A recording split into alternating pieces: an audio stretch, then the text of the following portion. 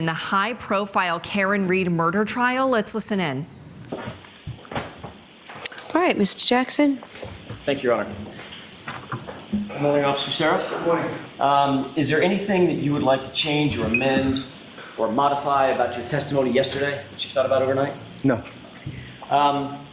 Did you discuss your testimony with any person between the time you got off the stand yesterday and coming back to the courtroom? No. Officer Saraf, I want to ask you a question about, or a couple of questions about something called a dispatch log. You know what a dispatch log is? Yes. What is a dispatch log? Can you describe to the jurors? Just notes saying what time calls come in and sometimes a short synopsis of what happened on the call. It's an official document generated by the Canton Police Department, correct? That's correct. And it's kept in the ordinary course of business? Yes. It's created at or near the time of the event that it's recording? Yes. And it's supposed to be accurate? Yes. Is that yes? Yes, Okay. sir. And in fact, what it has is the dispatch details of the event that's in question. Whatever officers show up, what time they show up, the order in which they show up, the location to which they're dispatched, things of that nature, correct? Yes. Have you looked at the dispatch log in this case? No, I have not. May I approach you on it? Yes. This has been pre-marked as Exhibit 27. Take a glance at that and tell me if you recognize that document.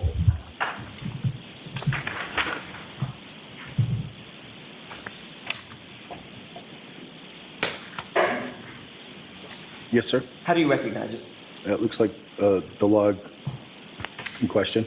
Oh, okay, so that's the dispatch log for what date? The 29th. Do you see your name somewhere on that dispatch log?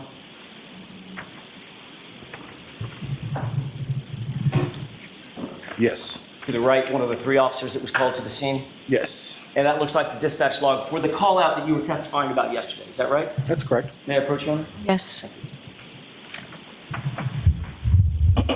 Your Honor, may I publish this as we Yes. discuss it?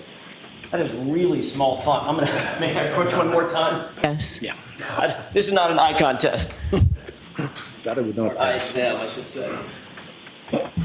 Oh, look at that. The magic of technology. All right.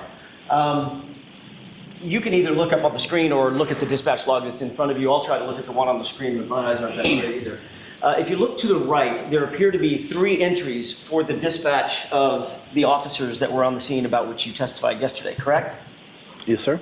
And in fact, it has, this dispatch log shows that you, and then Officer Melany, and then Sergeant Good all arrived to 32 Fairview that morning within 7 seconds of each other, correct? That's what it says, yes. It actually has Officer Melany arriving first at 6:09:26. You see that? Yes. And you see that it also has 3 seconds later at 6:09:29 you arriving. Is that right? 6:29 it says. Excuse me, it's 6:09, yes. 6:09 and 29 seconds. Yes, I'm sorry, yep. That's okay. And then it has Sergeant Good arriving 4 seconds after you at 6:09 and 33 seconds, correct? Sure, yep. So all 3 of you, according to the official document generated by Canton Police Department for this event, has Officer Melany arriving first, you arriving second, Sergeant Good arriving third, all within 7 seconds of each other, correct? Correct. That is completely false, isn't it? Yes. Yeah, you've looked at your dispatch, your dash cam, correct? And clearly, we saw it yesterday. You arrive and there's nobody else on scene. Correct. That was at about 6:10 a.m. that you arrived, correct? About that, yes. And then Officer Melany actually arrives after you about 6:11 a.m. Is that right? Yes. And Sergeant Good does not arrive, according to your own dash cam, until about 6:16, a little after 6:15. Yep. All right. So right off the bat, the official Canton Police Department dispatch log, one of the first documents generated in any investigative event, that's completely wrong, right? The times are, yes. Well, the times and the orders, right? I mean, not only did Officer Melany not arrive first, you arrived first. That's and correct. then he arrived. Sure. So that's 2 things that are wrong about just that, correct? Sure. And then it has Sergeant Good arriving 4 seconds after you, which is also incorrect. Yep, He didn't arrive until about 6 or 7 minutes after you, right? sure. All right.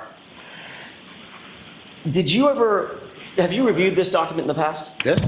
No, You've never seen the dispatch log? no, Did you ever seek to make sure that the dispatch log that's so important and so vital in an investigation was actually accurate before it was turned over to the defense, for instance? no, I didn't. All right, but without that dispatch log, without your dash cam, we would be relying on your dispatch log to be true and accurate. Is that right? Other than what I'm saying that what happened, correct. And do you think it's accurate otherwise? Yes. Yeah. Not in order, no, it's not. Not in order, no. Other than And the time. order and the time that the officer's responding, is it correct in all other respects in your mind? Can you rephrase, Sure. say it one more time? Let's take away the order and the time that the officers responded. Ignore that. Is the dispatch log otherwise accurate? Yes, Take a look at the left-hand column where it's highlighted in green. What's that address? highlighting green? On the screen, it's highlighted. I'm sorry. I'm like, I didn't see anything. I don't have the document. That's you're okay. holding. It says 32 Fairview. Did you arrive to 32 Fairview Road? No, You arrived to 34 Fairview Road, that's correct. Yep, So that even the location on the dispatch log is faulty, is that right? sure, yep. May I approach you on it? Yes. Yep.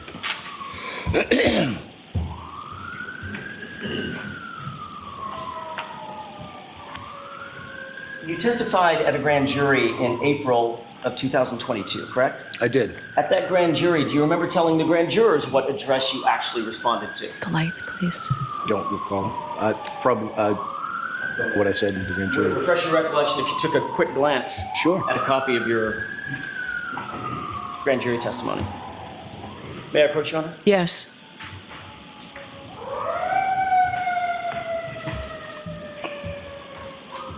Thank you. Officer Saraf, I've done you the favor of highlighting a page on page 9. Where did you indicate to the grand jurors that you actually It arrived? says 35 Fairview. I know what it says. I'm asking if it refreshes your recollection that you actually testified under oath that you responded to 35 Fairview Road. Yes. And that is incorrect as well, isn't it? Yes. May I approach you on it? Yes.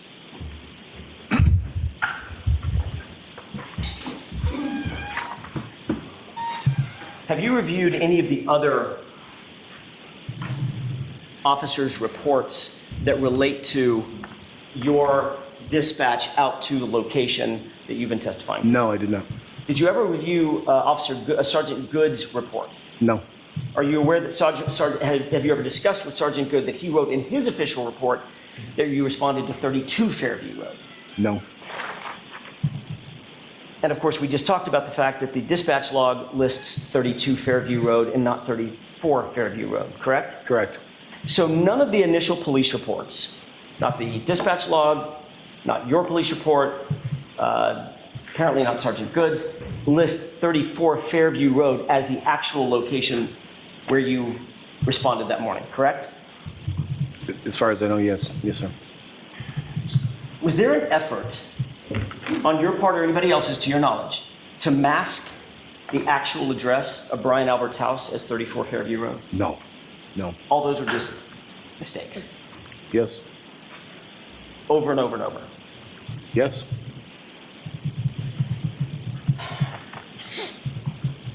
When you made contact with the victim and the women that you described yesterday, did you see any evidence that any of the women had been engaged in life-saving measures? Yes. What did you see? It appeared that Karen Reed was doing mouth-to-mouth on John O'Keefe. You saw, I don't want to get too graphic, but you saw blood on her face? Yes, I did. You saw blood on his face? That's correct. You saw blood in her hair?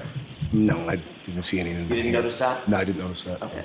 But certainly blood on her face from having engaged in some sort of CPR activity? Yes. Mouth-to-mouth resuscitation, you said? It looked like it, yes. Okay. You also saw Carrie Roberts seemingly assisting with chest compressions, is that Objection. right? I'm not asking a question. Who's Sorry? objection? There's just no question. No, you can ask it. The question hasn't been asked yet. Finish the question. Thank you, Your Honor. Did you also see Carrie Roberts seemingly assisting in chest compressions? I don't remember who exactly it was, but it appeared that somebody was doing, What about Arches. the third woman, Jennifer McCabe? they were all around the body. Did you see Jennifer McCabe ever engage with John O'Keefe as he lay on the ground and assist in any life-saving measures? Did you witness that? I don't recall. But you do recall my client engaged. Yes.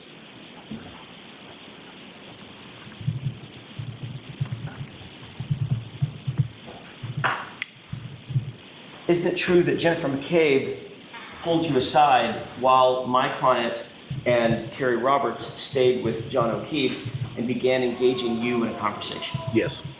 And she was providing some sort of a narrative to you, correct? Correct. While the other two women are trying to save John O'Keefe's life, she's talking to you. For brief seconds, I would say. For brief seconds? Yes. You saw the dash cam video. Was those several minutes on the dash cam video where she's standing and having a conversation with you? Are those the brief seconds? That I don't know what time frame you're talking about. I'm talking about right after you got there. Right after I got there. Correct. Did you ever see Jennifer McCabe do anything physically to help John O'Keefe? No, I didn't see anything. Did Jennifer McCabe offer to you during that brief seconds that you described, this narrative that she was having, this conversation she was having with you, did she ever offer the fact that she was standing in front of her sister's house? No. Did she ever offer the fact that her brother-in-law, who lives in the house, is a first responder? Objection. Sustained. Were you apprised at any time while you were out there that the homeowner was a first responder? Objection. Sustained.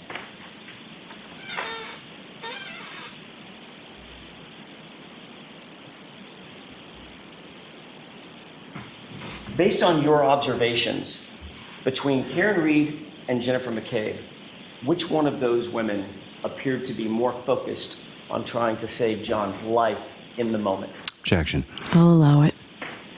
Can you repeat the question, sir? Between Karen Reed and Jennifer McCabe, which one of those two women, based on your observations, appeared to you to be more focused on physically trying to save John O'Keefe's life in the moment? At that point, it was Karen Reed.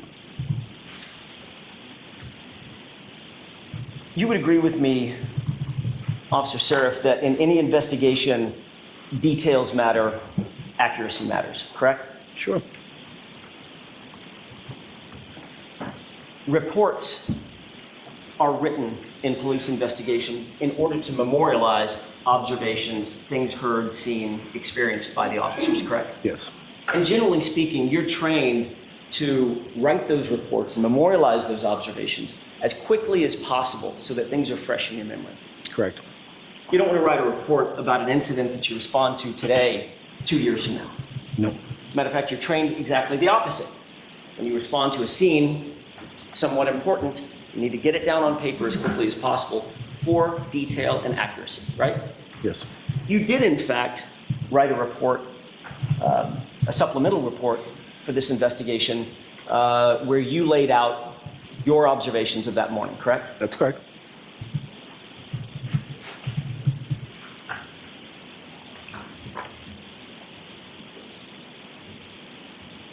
These are called incident reports, correct? Yes. I'm holding what appears to be a multi-page document that is entitled an incident report. May I approach? Yes.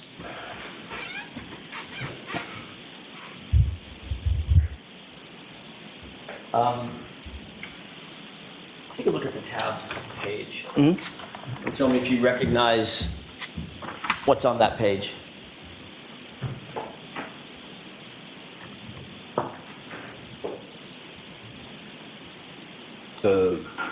I'm sorry. Do you recognize that? All I'm asking you is, Oh, you recognize yes. that as your report? Yes, sir. Okay. Sorry. Did you write that? Yes, sir. When did you write that? I believe the morning of, So that would be January 29th, that's correct. a little bit later in the morning after you left the scene. Yes. And you were reflecting back on what had just happened minutes or hours before, correct? Yep. And you were trying to be as truthful as possible, correct? Yes. You were trying to be as accurate as possible, Yes. as comprehensive as possible, Yes. and as thorough as possible. Yes.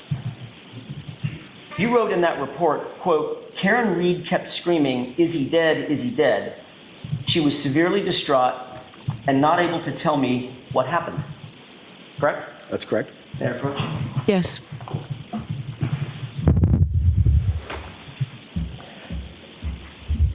There was no limit to the amount of words that you could put on the page, correct? No. Matter of fact, there's a ton of white space. It's left unutilized, right? That's correct. You could have taken as much time as you wanted to in writing this report. Is that right? Sure. And it was, is that yes? Yes. There was no reason to abbreviate anything. Is that right? No. And you tried to be as accurate as you possibly could in that moment Yes. and put everything down in that report that reflected what you experienced and what you observed and what you heard that morning, correct? Yes. And the only statement you attribute to my client on that morning, just hours after the incident or minutes after the incident, was she kept repeating, "Is he dead?" Correct? Yes. You were interviewed by Michael Proctor the next day, weren't you? I don't know what day it was, but I think you Would it would refresh your recollection to take a look at a report? Sure. May I approach you on it? Yes.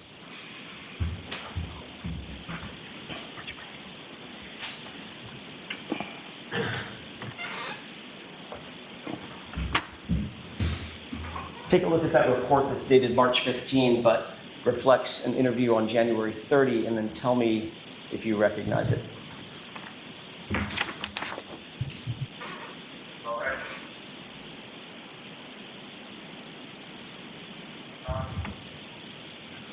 Looks like his report. Okay, that's that's Trooper Proctor's report of an interview that he did with you, correct? Yes. And if you look on the second page, paragraph about what you stated to Trooper Proctor. That's highlighted? Is I that? highlighted it for you, yes. Yes. Okay. Did you tell Trooper Proctor, let me withdraw that, ask it a different way. Were you trying to be as thorough and comprehensive with Trooper Proctor as you were in your own report? Yes. You weren't holding anything back in that interview, correct? No. You wanted to be as truthful and as honest as you possibly could, Yep. and as comprehensive as you possibly could, correct? Yes. You told Trooper Proctor that you could, quote, hear Karen Reed continually state, "Is he dead?"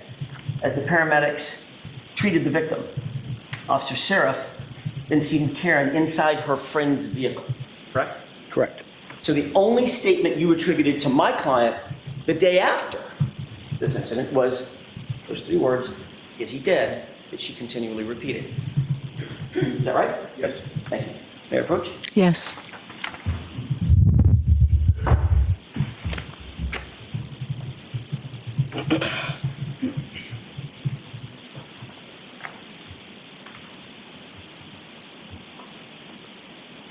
In the two times that you were asked to reflect back on exactly what happened that morning, on January 29th and January 30th, both times you attributed only three words to my client having been repeated continually in her distraught state.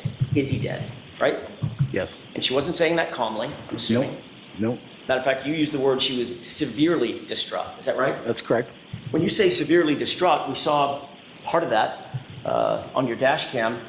She was emotional, Yes. upset, Yes. focused on John, Yes.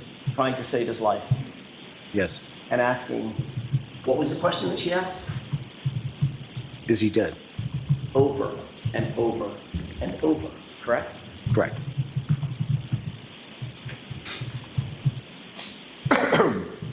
Then you were asked to testify in April of 2022, April 14th of 2022, at a state-run grand jury by the Commonwealth.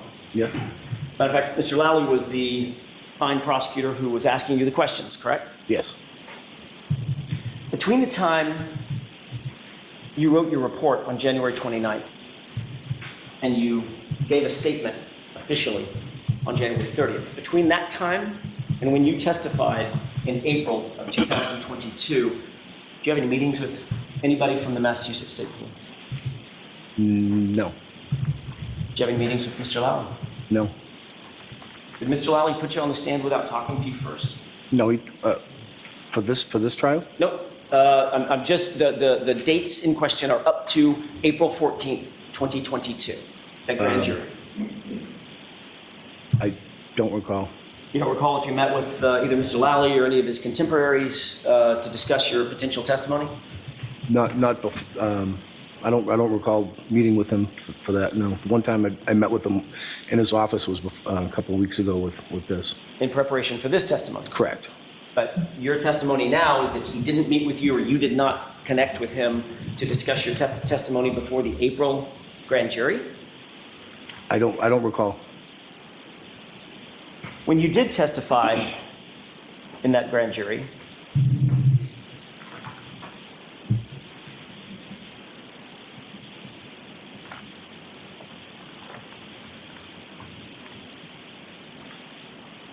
you changed your story, didn't you? No? You believe you testified completely consistently at that grand jury as you had in your report? I testified for what I remember what happened, sir. I see. Was your memory better in April than it was minutes or hours after the event? Was it better? Was it better or worse? I don't know. I don't know. Do you think your memory gets better as time goes on? Not usually, no. No. No. Usually it's the opposite, isn't it? Yes. Memories get foggy, they fade. Yes. Which is why you write reports the day of the incident, if you can, correct? Yes. Do you remember what you testified to at the grand jury in April of 2022? The whole thing? No, Oh, sorry, that was a bad question on my part. Just as it relates to statements attributed to my client. Yes. What was your exact testimony in April of 2022? I'd have to look at my. Would it refresh your recollection if you saw a copy of your Sure. grand jury transcript? May I approach? Yes. Look at page 18. Let me know once you remember, once you review that and tell me if that refreshes your recollection. Yes, it does. In fact, on April 14th, 2022, months after this event, for the first time, you said, quote, and these are your words, tell me if I get them right. She, this is my fault. I don't know. She said, I can't believe this happened. I mean, she kept asking if he was going to die, if he's dead. And, I just basically said, we're doing the best that we could, end quote. That's correct. May I approach? Yes.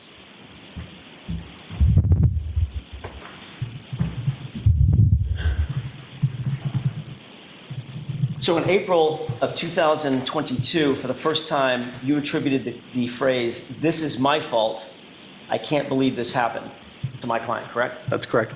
But nowhere in your official report did you say that. That's correct.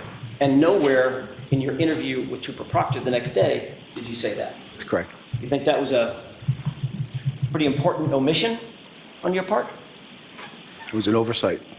An oversight. Yes, sir. That a woman whom you made contact with, standing over the body of a fallen police officer, said to you, "This is my fault." Just missed that one. Yes? Yes, I missed it. Yeah, I didn't write it down. And then, of course, you testified yesterday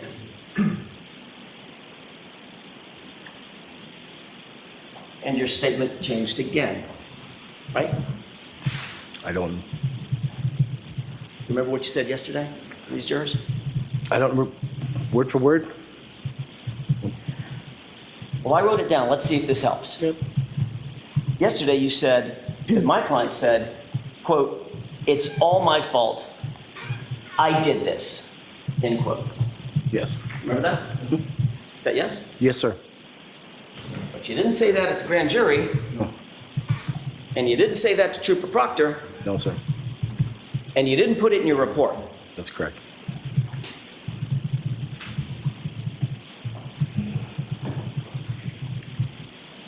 If you were to testify in another 2 or 3 weeks, you think her statement would just keep evolving? Objection. Sustained.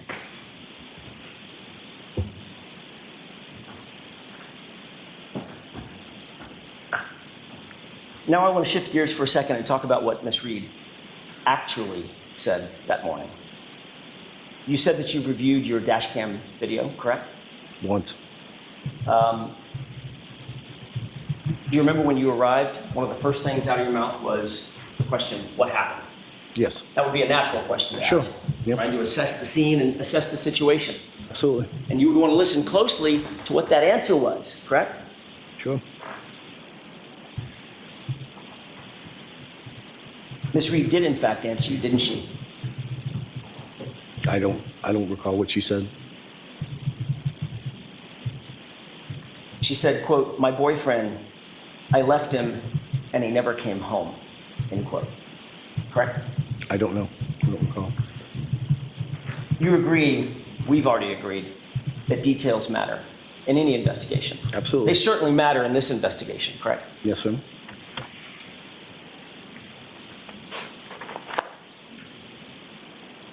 I'd like you to take a look at what's been pre-marked as Exhibit 26.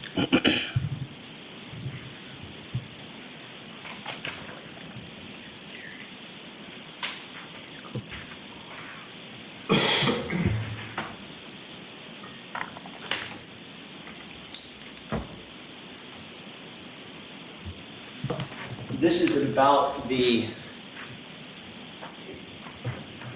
is about the 3:50 runtime. I'm not looking at the actual.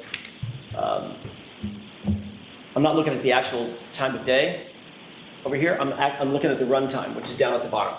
So if Mr. Bates, you could put this at about the 3:50 mark. Can you pause it? Just to orient everybody, does this appear to be your dash cam? Yes, sir. Same dash cam you were looking at yesterday? Yes. Okay, let's go ahead and play it, Mr. Bates.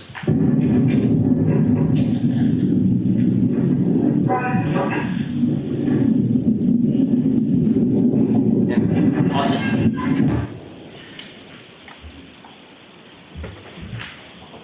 Officer Saraf, just like it's not an eye exam, it's not a hearing exam either. I'm going to do the best I can to raise the volume. And Officer Saraf, I want to focus your attention, if you wouldn't mind, on 9 seconds after you say, what happened? Just count in your head and listen very, very carefully to the woman's voice that responds and what she says. Go ahead.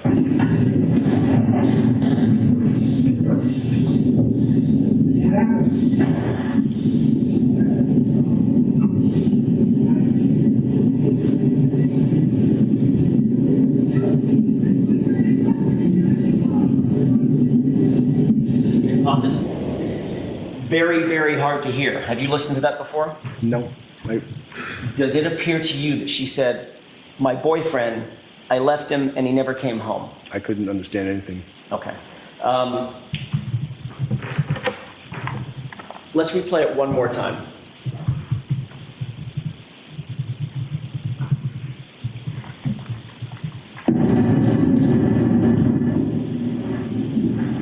We'll turn the volume up one more time right at that moment.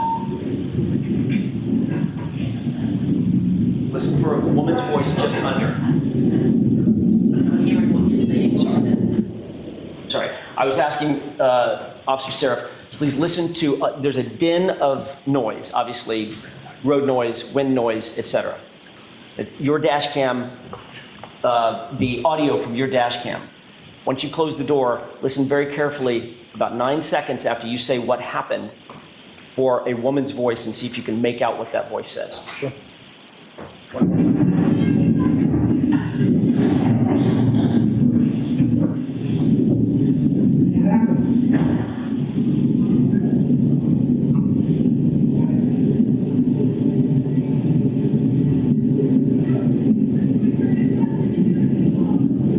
Stop. Did you hear? I left him and he never came home. I couldn't understand what they were saying. You couldn't understand that? No. You want to hear it one more time? No, I don't think it, no. Turn the lights on, please. Now, if my client had said, my boyfriend, I left him and he never came home, would that be something that you would find important to put in your report? Objection. Sustained. Let's move to another area of the dash cam video. I want to keep playing it at the 28-minute mark, 28-minute and 20-second mark or so. So can I see counsel at sidebar for just a minute, please?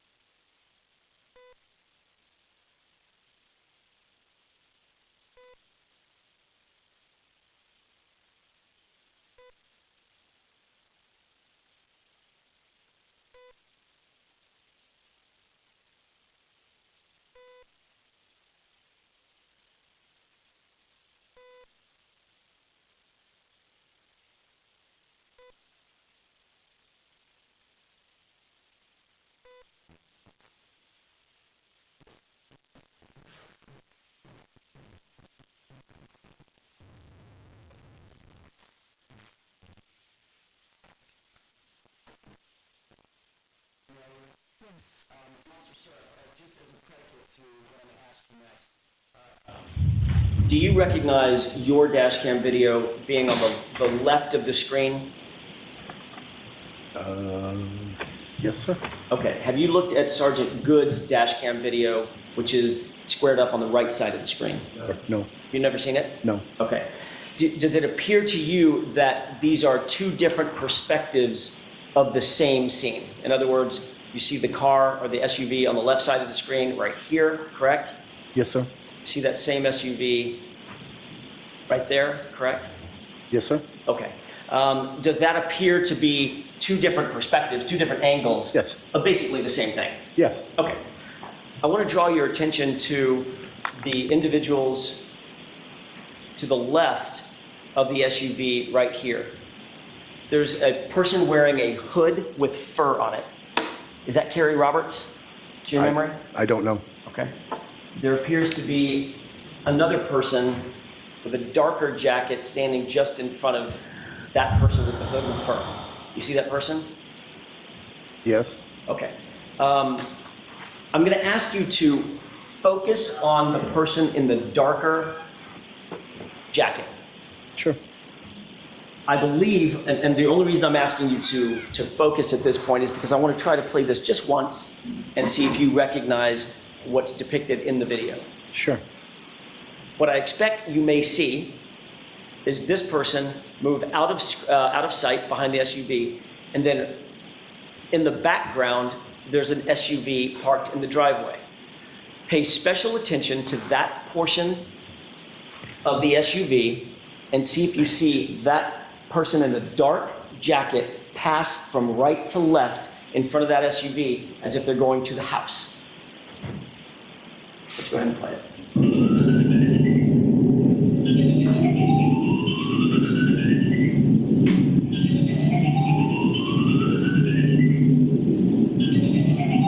Go ahead and pause it. Have you seen the person in the dark jacket leave the view? Yes. Did she appear to go behind the SUV? Yes. Okay. Go ahead and play it.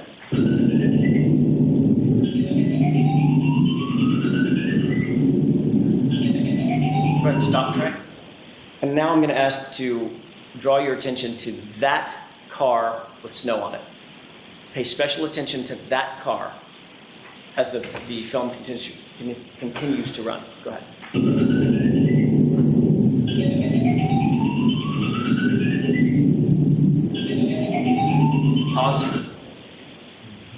you see a person standing in front of the car? It appears to be a person, yes. Walking from right to left?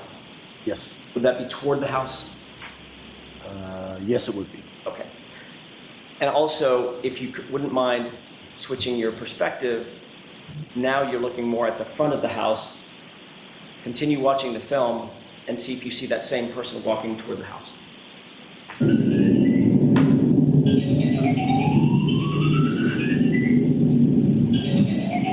Okay, stop. Did you see that? No, I didn't see. Oh, yeah, yes, I saw the shadow, yes. Right. Shadow of a person Yes. walking toward the front of the house. Yes. That was Jennifer McCabe going into the house, wasn't it? I have no idea. Was it a person going into the house? It was a person, yes. Did you give anybody any permission to go into the house? No, not my own. Would you think that a witness in a homicide scene, we can go ahead and raise the lights, thank you. Would you think that a witness at a homicide scene being allowed to go into a house to make contact with other witnesses? I didn't know it was a homicide scene, sir. If I could finish my question. Do you think it's appropriate for a witness at a potential homicide scene, an unconscious person scene, whatever, crime scene, Yes. to make contact with other witnesses and begin discussing the situation unsupervised? Can you rephrase that question, sir? Do you think that's an appropriate thing to have happen? I have no answer for that, sir. I don't know what you're asking. Officer Saraf, when you go to a crime scene, Yes, sir. one of the first things that you'd want to do is secure the scene and separate witnesses so that interviews could be conducted, correct? Sure. You wouldn't want witnesses just cavorting together and getting their story straight, right? Correct. You'd want to avoid that at all costs, Yes. right? Yes. And why is that? So they can't collaborate their story. Yet there was a person walking from the area where a body was found in the lawn of a house, walking into the house to make contact with other individuals, correct? It appeared that way, yes, sir. Does that seem appropriate to you? No. Of course not.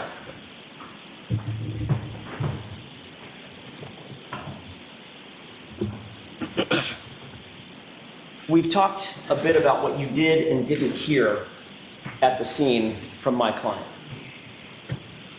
At any point when you were at that location, did you hear my client repeating the phrase, "I hit him, I hit him, I hit him, I hit him"? She said, I hit him? No, I didn't hear that part. You never heard her whisper it, yell it, say it, or otherwise? Not that I recall. If you had heard that statement, you likely would have written it down, wouldn't you? Yes. You likely would have reported that to Trooper Proctor the next day, wouldn't you? Yes. You likely would have mentioned it in your grand jury testimony, correct? Yes. And you did none of those things because you did not hear that statement, correct? I did not hear that, no. Sir, you were at 34 Fairview for more than an hour before you cleared the scene, right? Yes, sir. You were at the location of the body of John O'Keefe. Yes. In other words, you just didn't stay in your cruiser. You walked out to where John O'Keefe was. No, I was in my cruiser at different times. Must have been a bad question. Okay. You didn't just stay in your cruiser. At points, you got out of your cruiser, walked over, made contact with the women, and you were standing next to the body. Yes. And you were obviously looking around. You noticed some footprints, Yes. and you even noticed some lack of footprints. That's correct. So you were being observant at the area of the body Yes. and the area adjacent to the body. Yes. You were looking for anything that might have been out of place, Yes. anything of any evidentiary value, correct? Yes. You never saw or otherwise observed or located a single piece of taillight material, did you? No. You certainly didn't see 45 pieces of broken plastic or taillight material, did you? No. You never located or otherwise observed John O'Keefe's missing shoe No. or any other clothing of his. I didn't. No. Officer Saraf, did you ever think to look inside the house for No. that missing shoe? No. That never crossed your mind? No. You think that might have been a smart thing to do at the time? Objection, Your Honor. Rephrase the question. Sure. Do you think that would have been appropriate protocol when dealing with a body laying on a lawn that is partially unclothed to look inside the house of the lawn? No, You didn't think that would have been an appropriate protocol no, for you or anybody else? no, Obviously, you did not conduct a search of that house, did you? nope, And you're aware that to this day, no law enforcement officer ever conducted a search of that house? I'm not aware of that. Yeah, just a moment, Your Honor. Yes.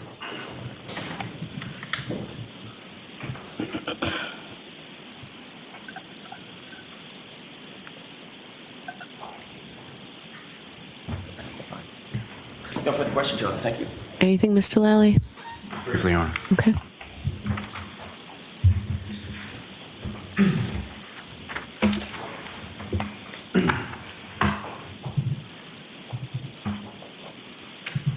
Morning, sir. Morning. You were asking questions and you were shown a dispatch log, is that correct? That's correct. And dispatch log, as far as the Canton Police Department is concerned, are you aware of sort of how or when or who creates that? Yes.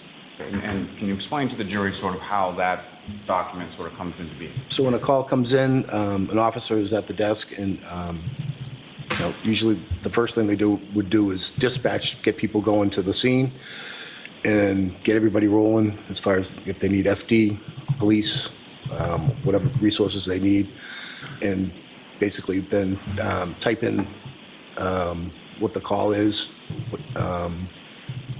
and who's going.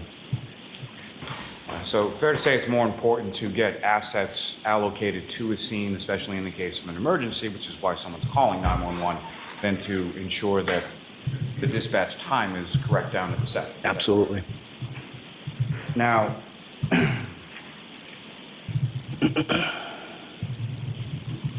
you were asked some questions about different things that you heard the defendant say, correct? That's correct. And you were shown specifically some grand jury testimony from April of 2022 in which you indicated during that testimony that the defendant stated, "This is my fault." Yes. And is that based on your memory of what she said? Yes. And you also testified yesterday along those same lines, correct? Correct. What you testified to before this jury, as far as your memory, is that accurate as to what happened on that scene, January 29th, 2022? Yes. Now, prior to this call, did you know Kerry Roberts? No. Did you know Karen Reed? No. Did you know John O'Keefe? No. Did you know Jennifer McCabe? No. Based on what you've seen as far as the dash camera, would you be able to differentiate between Jennifer McCabe or Kerry Roberts from that dash camera footage? No. Now, while you were on scene, did you see anybody from 34 Fairview Road, from that address, come outside? No. Did you see anybody from any address on that entire street for the entire 90 minutes that you were there come outside? No. Now, you were asked some questions about some different addresses on Fairview, whether they be 32 or 35. Do you know where either 32 or 35 is located in relation to 34? It would be next to each other in sequential order. Nothing further. Okay. Nothing, Your Honor. Thank you. All right, you're all set, officer. Thank you. Thank you. Yeah. Mr. Lally, who is your next witness? Your Honor, the Commonwealth will call Officer Stephen Melany to the stand. Okay. Stephen Melany.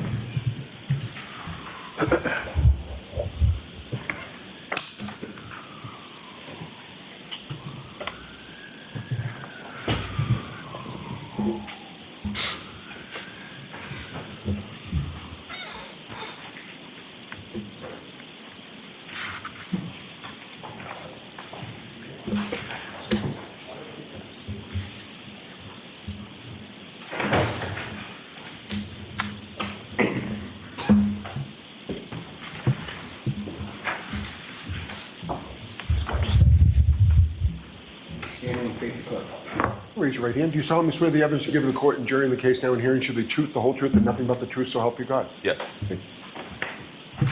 You can stand or sit, sir, whatever is more comfortable. Just make sure you speak into the microphone, please. Okay, whenever you're ready, Mr. Lally. Thank you. Morning, sir. Morning. Could you please state your name and spell your last name for the jury? Stephen Melany, Mullaney. And how are you employed, sir? I am employed by the Canton Police Department as a patrolman. And how long have you been a patrolman for the Canton Police? Since July 2020 and a full-time officer since August 2021. And if I could call your attention to the evening of January 28th, 2022 into the morning of January 29th, 2022. Were you working on that occasion? Yes, I was working the 11:45 p.m. to 7:45 a.m. patrol shift.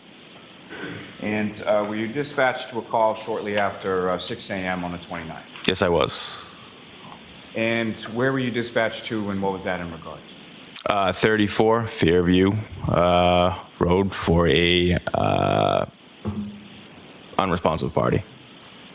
Now, if I could turn back just for a second, as far as when you're assigned as far as a patrolman with the Canton Police, are there different sort of geographic sectors within the town to which you're assigned? Yep, I was assigned to the east sector. And is Fairview Road within that east sector? It's the west sector. So you were assigned to the east sector, but dispatched to a call in the west sector, is that correct? Correct. Okay, do you know why that was? Yes, east. The east sector backs up the west sector.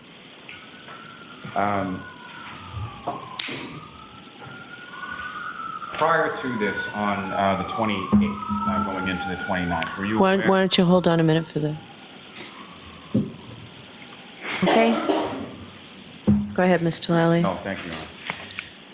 So on the 28th, going into the 29th, what, if any, awareness did you have as far as the weather forecast or sort of what was predicted as coming? I believe around midnight it began to snow. Okay, and that's while you're on shift, is that correct? Yes. When you're on shift and you're on patrol, particularly when there's a weather situation as far as snow or something like that, what is it that you're doing on patrol? Well, I stayed in the parking lot that shift, so didn't get stuck anywhere. And as far as the snow that was predicted and the snow that fell, how much precipitation, what kind of a storm was it? Well, by the morning, it was pretty heavy snow. And by the morning, by what time in the morning? About around 6 a.m. So by the time that you were dispatched to that call, we were just talking about the snow was picking up and getting heavy. Yes. Okay. And as you were, so you were at the station when you received the dispatch, is that correct? Correct, yes. Okay. And where is, well, about how far away is Fairview Road from where you were at the station? Mile and a half, 2 miles. And can you describe to the jury sort of the route that you took going from the station to Fairview Road that Yep. morning? I took a right onto Washington Street from the station, and then I took a right onto Dedham Street from Washington Street, a left onto Cedar Crest from Dedham, and then a left onto Fairview Road from Cedar Crest. And so Fairview Road runs sort of between two other more major roads in Canton, fair to say? Yes. And you mentioned Cedar Crest, is that correct? Yes. And Cedar Crest is off of Dedham? Correct. And so what is the other sort of major road on the other sort of intersecting side of Fairview Road? Chapman Street. Got it. So when you're coming from Cedar Crest onto Fairview, about how far into Fairview is 34? 2 houses down on the right. So the house would have been on your right, is that correct? Correct. And in addition to yourself, who, if anyone else from your department was dispatched to this call as well? Officer Saraf. And who, if anyone, arrived first? Officer Saraf had arrived prior to my arrival. And Officer Saraf, as far as which direction was his cruiser facing? The same as yours, directly at yours, or something else? I don't recall.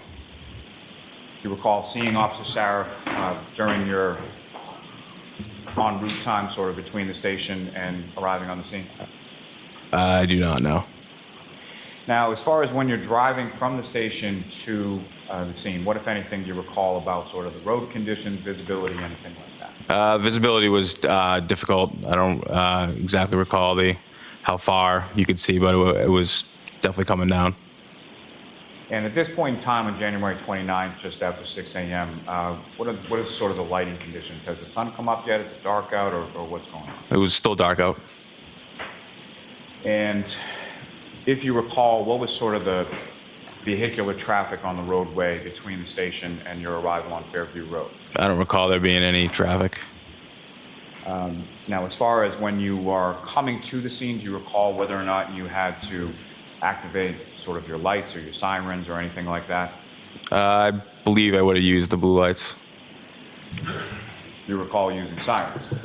I do not recall whether or not I used sirens. And if you know, about how much time elapsed between the time that you received the call and the time that you arrived on Fairview? 3 minutes, approximately. And when you arrive there, what, if anything, is sort of the first thing that you see? I saw Officer Saraf towards like the front lawn, kind of surrounding the victim. There's a couple other people as well. And the fire department was on arrival right about the same time. And so, beyond yourself and Officer Sarah from the Canton Police, were there other sort of town assets that were dispatched to this call as well? The fire department. And when you say the fire department, how many sort of vehicles, or what was their response as far as? I believe they had a fire engine and ambulance. And do you recall if the fire engine and the ambulance came from sort of the same side as you from Cedar Crest, or did they come into the scene from the opposite side as far as from? I think they had come down Chapman Street to Fairview, and they were facing towards Cedar Crest. Now, so you arrive there, you see Officer Saraf and people from the fire department, correct? Yes. And you indicated that you saw a person on the ground. Is that correct? Yes. And just for clarity purposes, at some point subsequent to this, you were able to identify the person that was on the ground. Is that correct? Yes. Okay. And that was John O'Keefe. Is that correct? Yes, sir. And where the other people that you indicated were there, where were they in relation to John O'Keefe? I think I don't really recall where everybody was upon my arrival, but I think everyone was kind of like in the vicinity around the curb to the street. Now, as far as when you're first arriving, you're pulling up to the scene, were you able to see Mr. O'Keefe on the ground at that point, or did? I saw people around him, but I had to get closer before I saw the victim on the ground. And so the other people that you saw around him, were they kneeling down, standing up, or something else? I believe Officer Saraf was still standing up. I don't recall anyone else. And so fair to say you saw Officer Saraf standing up near Mr. O'Keefe before you actually saw Mr. O'Keefe, correct? Yes, yes. Now, this particular area where you saw Officer Saraf standing up and Mr. O'Keefe or Officer O'Keefe on the ground, what, if any, sort of additional ambient lighting did you observe in that area? Was there any street lights or anything like that around there? Not that I recall. Now, in addition to Officer Saraf, at some point did you encounter some other individuals or civilian people on scene? Yep, Miss Jen McCabe. And in addition to Ms. McCabe, were there any other female parties there as well? Yeah, Carrie Roberts. And in addition to Ms. Roberts, was there any other female parties there? Yes, Miss Reed. And just to be clear, do you see Ms. Reed in the courtroom today? Yes. Okay. And could you identify as to where she's seated or an article of clothing she's wearing? Black dress. That's a record reflect identification of the defendant. Yes. Now, prior to this call, did you have any prior sort of familiarity with Karen Reed? No. Okay. With John O'Keefe? No. With Jennifer McCabe? No. With Carrie Roberts? No. And when you arrive and you make those sort of initial observations, where is it that you go? What, if anything, do you do? The fire department began their life-saving measures, and at one point we were able to get him onto the stretcher or onto a backboard, I believe it's called, and then onto a stretcher. And what, if any, involvement did you have with that? I assisted the fire department in placing him on the backboard and then helping get him onto the stretcher. Now, as far as you mentioned that the where you came and located Mr. O'Keefe, do you recall sort of what position his body was in when you first observed him? He was lying face up, as was back on the ground. And do you recall where he was in relation to the roadway, if you could tell? Yeah, he was on the front lawn. I didn't know exactly where the curb was, but I would think about, approximately 10 feet from the curb. And so you mentioned that you couldn't tell exactly where the curb was. Why is that? There was snow on the ground. So the snow sort of covered the curb at that time that you're there, is that correct? Yes.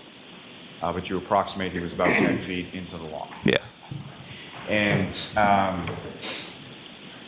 the snow on the ground that you observed at that time when you first arrived, about how much snow had accumulated on the ground? I'd say at that point, approximately 6 inches.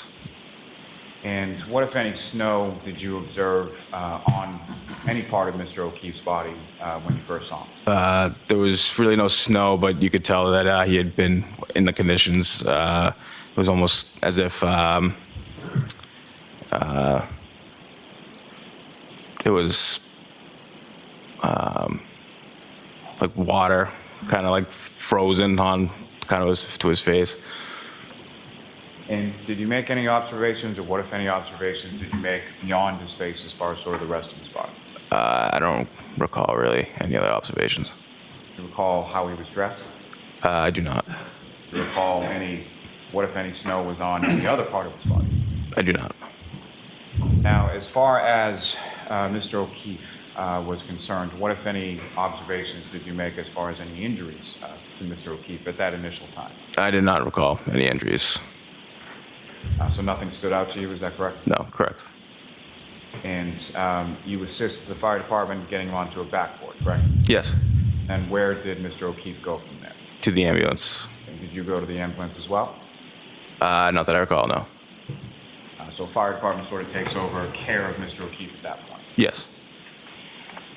So after Mr. O'Keefe is lifted up, when he's lifted up, what, if anything, did you observe as far as the grounds that had been underneath Mr. O'Keefe and where he was? I didn't recall anything. Observe anything? No. Out to you? No. You recall even looking sort of in that area? No, I think he was in front of me, so I wouldn't have seen what was under him. And so after Mr. O'Keefe is taken by members of the fire department over to the ambulance, what is it that you did? Officer Saraf, at that point, we were trying to identify the victim, so I spoke to Ms. McCabe. And without sort of anything that Ms. McCabe told you, about how long period of time did you talk to Ms. McCabe gathering information? Approximately 2 minutes. And who, if anyone else, did you speak with attempting to gather information regarding Mr. O'Keefe? Ms. McCabe's the only one I recall speaking to. Now, as far as the defendant, Ms. Reed, what, if anything, do you recall her sort of doing as you're on scene and as you're going about what you're trying to do? She was screaming, "Is that my boyfriend? Is he dead?" And when you say screaming, in a fairly loud voice, correct? Very, very loud, yes.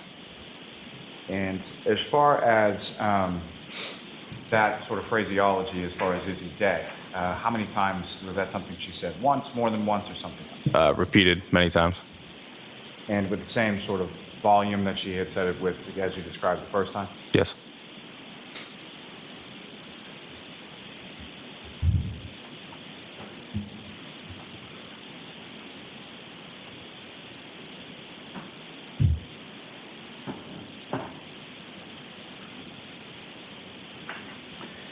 And as far as if you know, about how long was the ambulance on scene before it left to go to the hospital? 10 minutes approximately.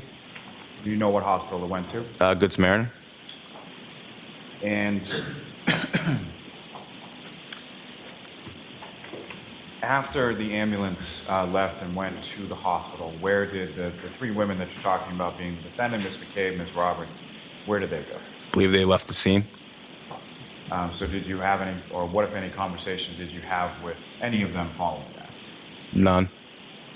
Now, as far as Ms. Reed, the defendant, is concerned, what if anything else did you observe as far as her saying or her demeanor or anything like that? Just the screams and she was very distraught. Now, at some point, did Ms. Reed sort of stay in one place, or where did Ms. Reed go sort of around the cruisers and the ambulance and all of that?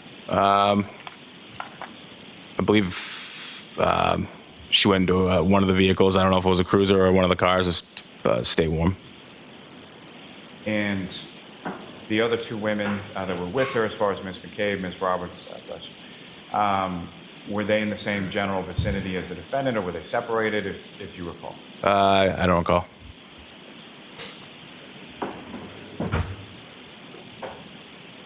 Now, at some point after they had left the scene, what, if anything, were you advised by your dispatch in regard to Ms. Reed? We were dispatched that, or Canton Control had advised us that she's making suicidal statements. And so based on that, what, if anything, did you or the other officers that you were on scene with do at that point? I don't recall exactly who, but someone had called Ms. Roberts to have Ms. Reed come back to the scene, and we Section 12'd her. And so about how much time elapsed between the time that you learned that from dispatch and the time that Ms. Reed arrives back on scene with Ms. Roberts? 5 minutes, approximately.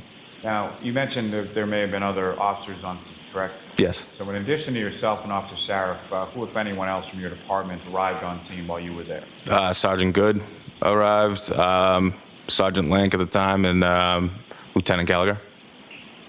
And when was that in relation to when yourself and Officer Saraf arrived on scene? Sergeant Good was there shortly after, and then Sergeant Lank shortly after him, and then Lieutenant Gallagher after that. And in total, as far as sort of the earliest and the longest, about how long was it until Lieutenant Gallagher arrived on scene? I would say less than 45 minutes. And in total, how long was it that you were on scene that morning? 90 minutes to 2 hours. And during the course of time that you were on scene, at some point, did the sun come up? Yes. And during the time that you were on scene, as far as the conditions, and let me ask just a little bit more about that. So you indicated something about snow being on the ground and not being able to see the curb, correct? Yes. What, if any, sort of other things in addition to that, from a weather perspective, what was the temperature out at that time? It was very cold. It was cold. Could you, or do you have any estimate as far as to how cold? 25, and it was windy. And when you say windy, could you expound upon that as far as like what kind of winds? Are we talking constant wind, gusts, or something else? I would say gust to constant. And fairly strong winds, light winds, what kind of? Not necessarily strong, light winds, but it was definitely windy. And during that sort of total time, about 90 minutes or so that you were on scene, was the weather consistent throughout that entire period that you were on scene? That I recall, yes. Now, in the area where you first observed Mr. O'Keefe's body on the lawn, after his body was removed by the fire department, what, if anything, did you observe sort of in that general area? Nothing.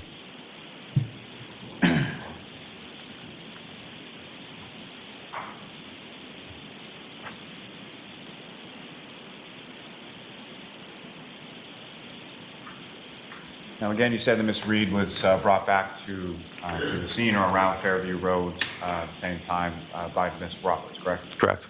You know where she went from there? She was transported to Good Samaritan. Different ambulance than had taken Mr. O'Keefe? Correct, different ambulance, yep.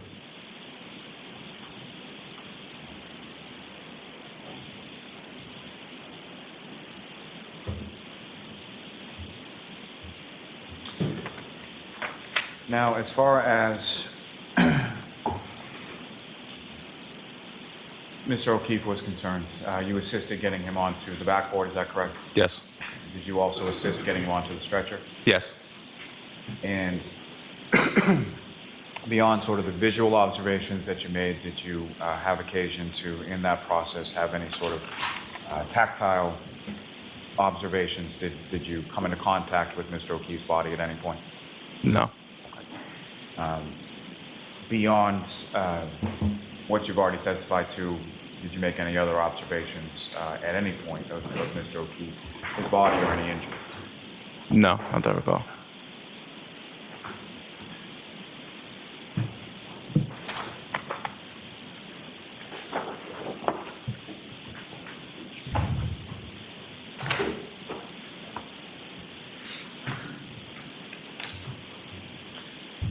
Sir, I'm going to direct your attention up to the screen over here. Ms. Gilman, if you could just put up Exhibit 25 and just sort of pause it as soon as it comes up.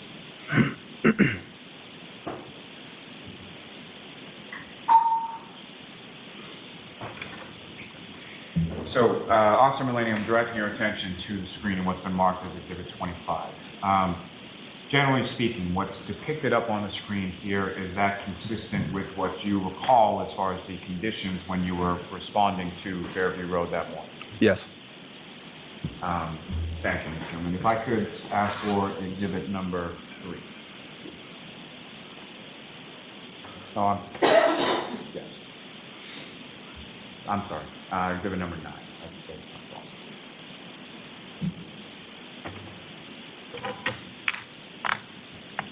And Officer Melany, directing your attention to what's up on the screen, it's been previously marked as Exhibit number 9. Do you recognize what's depicted in that photograph? Yes. Okay. What do you recognize it to be? That's 34, Fairview. And is that how it's depicted in that photograph? Is that a relatively fair and accurate portrayal of what you observed of the residents on the morning of January 29, 2022? Yes. Thank you. And Ms. Gilman, if I could have Exhibit number 18.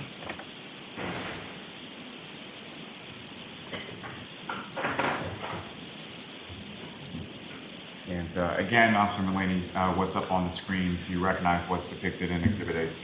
Yes. And what do you recognize that to be? That's 34, Fairview. That's sort of a different view, is that correct? Yes.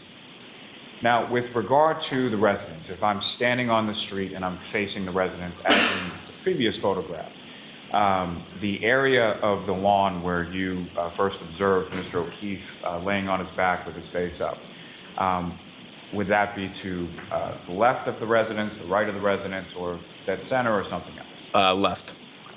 And what, if anything, did you observe sort of in that general area as far as any sort of landmarks or things that were in that area? A fire hydrant and a flagpole. And may I approach the witness, Your Honor? Yes.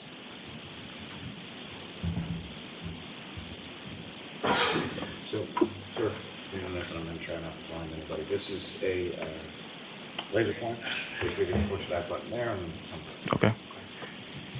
So, officer, if I could ask you, using that laser pointer, directing, if you could direct the jury's attention to where in that photograph, if anywhere, you recall Mr. O'Keefe's body being located when you first arrived. Like right in this area. Thank you, sir. If I may have one moment, Your Honor? Yes. And officer, you can. Thank you, sir.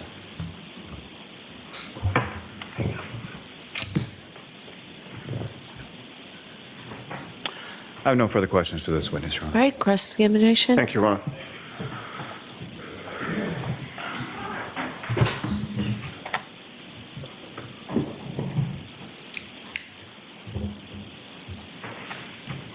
Good morning, Officer. Good morning. Officer Melany, you and I have never met before, correct? Correct. We've never spoken about this case. No. Is it fair to say that when you were dispatched to 34 Fairview Road on January 29th of 2022, you were a part-time officer at that point? No, I was full-time. When did you start at the Canton Police Department? July 2020. did you start as a part-time officer? I did. Oh, I see.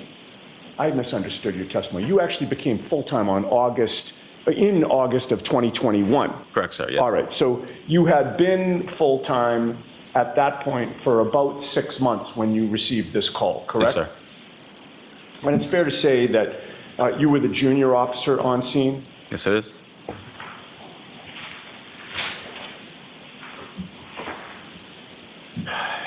You had testified that you approached Fairview from the Cedar Crest side, correct? Yes. 34 Fairview Road is much closer to the Cedar Crest side than it is to the Chapman side, correct? And when you take a left on Cedar Crest to enter Fairview Road, 34 Fairview is the second house on the right. Does that make sense? From Cedar Crest, yes. Yes. And you were quickly surmising that whatever action was taking place there was taking place on the front lawn of 34 Fairview, correct? Yes, sir. And one of the first things that you saw was there appeared to be a woman giving CPR to somebody on the ground? Yeah, yes. You didn't know who that woman was at the time, correct? No, sir. But you later learned her identity. Yes, I don't recall which female it was that was given CPR, though. Okay. So you don't recall that it was Karen Reed who was giving CPR to John O'Keefe? I don't know who it was. At some point in time, you came in contact with Karen Reed, correct, while you were on scene? Not direct contact, but I was on scene while she was there. I mean, you were there until about 8 a.m., correct? Yeah, yes. And you were dispatched shortly after 6 a.m., correct? Yeah. Yes, sir. You were there for approximately 2 hours, correct? Yes. You were there when Karen Reed was there when you showed up, correct? Yes. She left and she came back to the scene, correct? Yes. And you were there when she came back, correct? Yes, sir. So with regard to your contact with her, she certainly was within eyeshot, correct? Yes, sir. And you actually, at some points, were closer to her than you are to me right now, correct? Yeah. How close did you get to her? 10 feet. All right. With the court's permission, I'd like to walk toward you and have you stop me when I'm at the point when you were at your closest to Karen Reed. Can I do that, Your Honor? Okay, go ahead. Thank you. Right there. Okay. And when you were this close to her, and you're estimating this to be about 10 feet, correct? Sure. Yeah. When you were this close to her, was there anything blocking your view of her face? Not that I recall. All right. You noticed, obviously, that she had blood on her face, correct? I did not notice that, no. You didn't notice that she had blood in her hair? I did not notice that. You did notice that she was absolutely hysterical. Yes. She was completely distraught. Yes. She appeared to be in shock. Yes.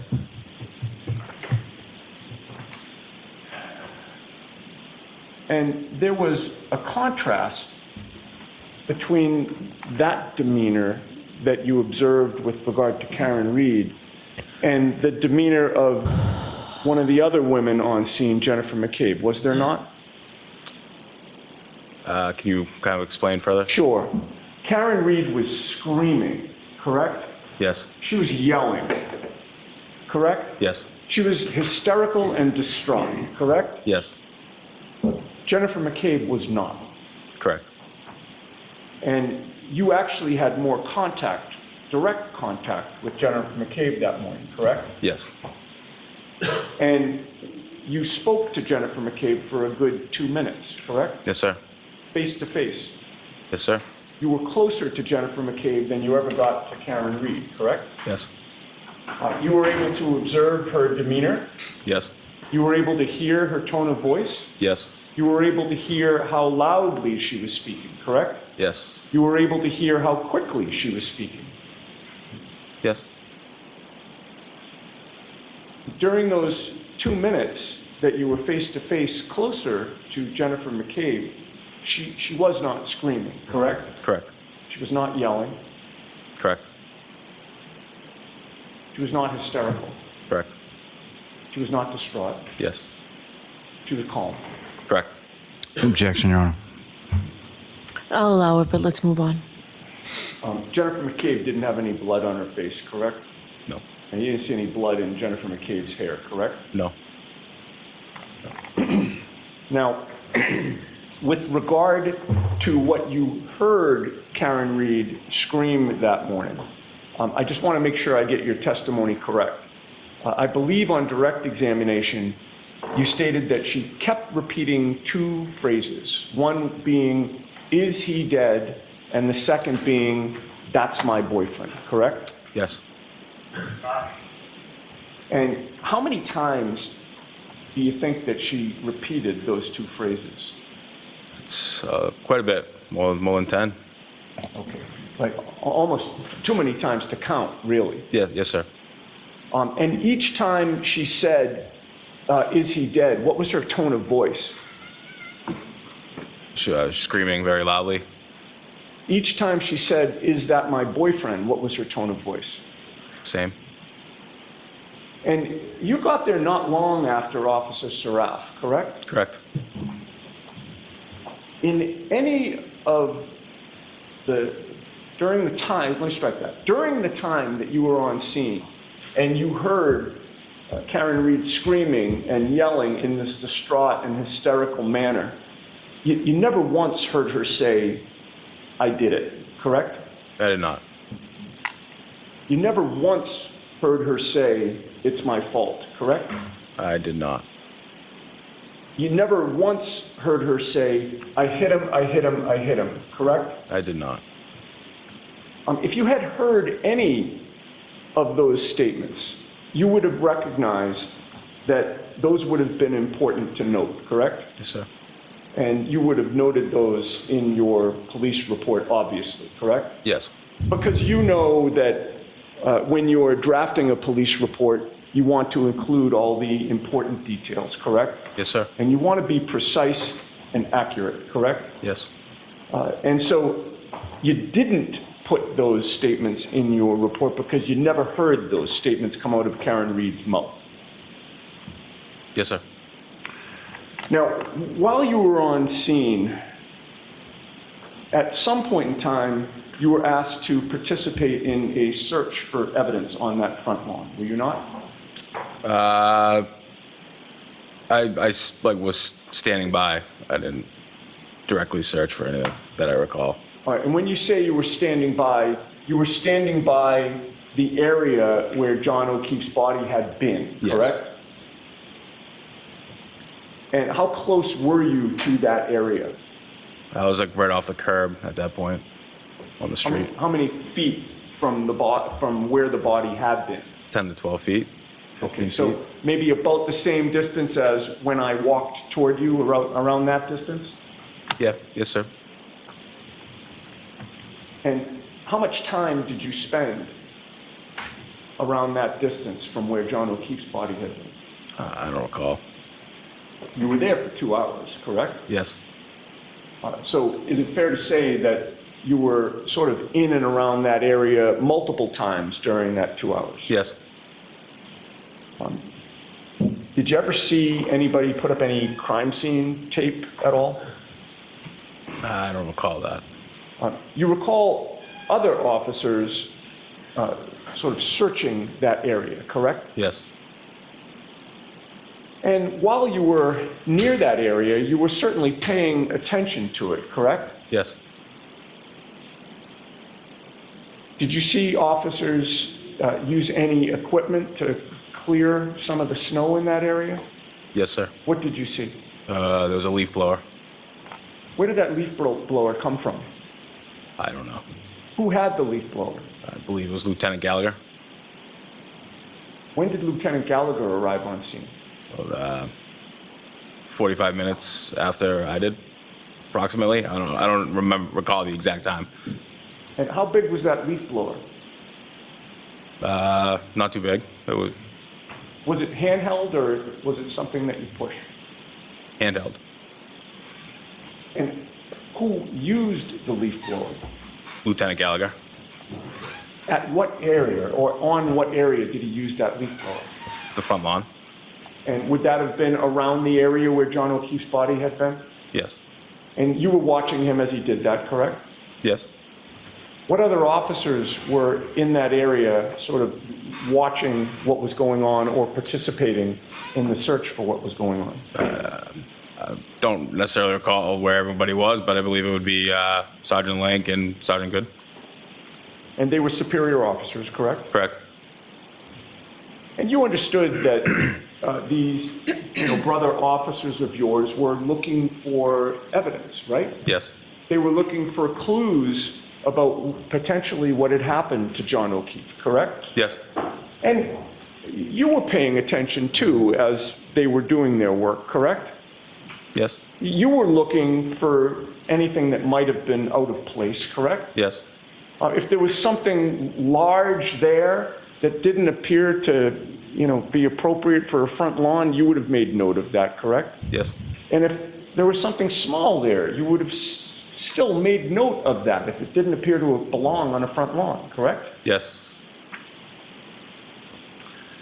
At any point in time, either before or after the leaf blower was taken out by Lieutenant Gallagher, did you see 45 pieces of bright red, black, and clear plastic pieces scattered all over the scene?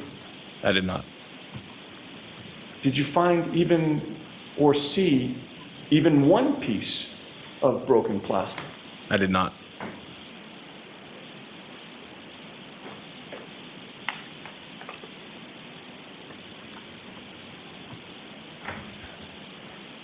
Now, when you came to the scene, John O'Keefe was still lying on the ground, correct? Yes.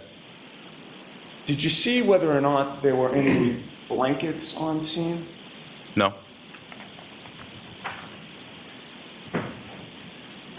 Did you know that one of the women on scene had a sister who lived in that very house? I did not. When you were speaking with Jennifer McCabe, at any point, did you learn whether she had actually gone into that house at all? Objection. Sustained. Did you see Jennifer McCabe approach that house at any point when you were on scene? No. Were you alerted at any point by anyone that she went into that house while you were on scene? No. Did you ever see Jennifer McCabe come out of that house with blankets or anything else that might comfort John O'Keefe? No. What was your state of mind regarding whether there were any first responders in that house? I wasn't aware of that. Nobody told you. No.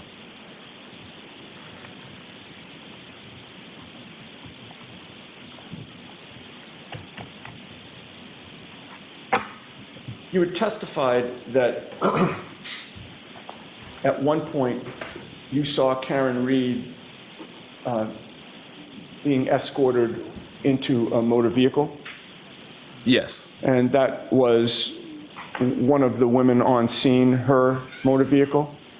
Yes, it was either that or a cruiser. All right. Both kind of the same area. But you'll agree with me, at no point in time did you see Karen Reed and Jennifer McCabe in a vehicle together? Not that I recall, no. And at no point in time did you ever hear Karen Reed ask Jennifer McCabe to Google anything? No. I may have a moment, Your Honor. Yes. I have no further questions. Thank you, officer.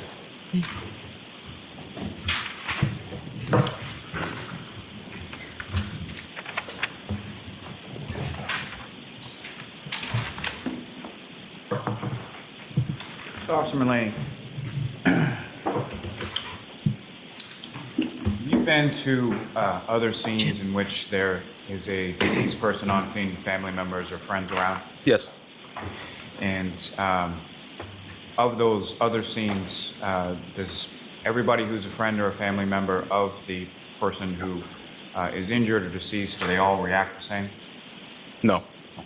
Is every single one of them screaming and yelling different things? No. And there are actually 3 women on scene that morning, correct?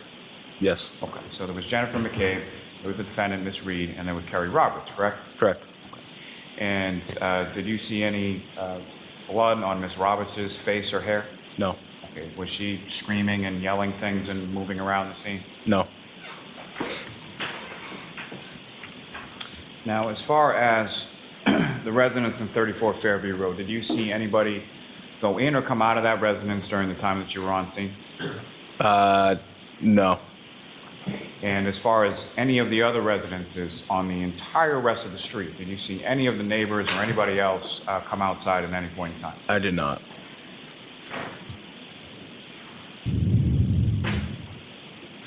I have nothing further on. Just one question, if I might Okay, recross. sure. And I don't mean to be a wise guy, sir, but did any of the other neighbors on the entire street have the body of a dead police officer on their front lawn? Objection, Your Honor. All right, so that's sustained. All right. You are all set, sir. Thank you, ma'am. All right, folks, it's 11 o'clock. We'll take our morning recess, 15 minutes. All right, please. First, close your notebooks. Make sure.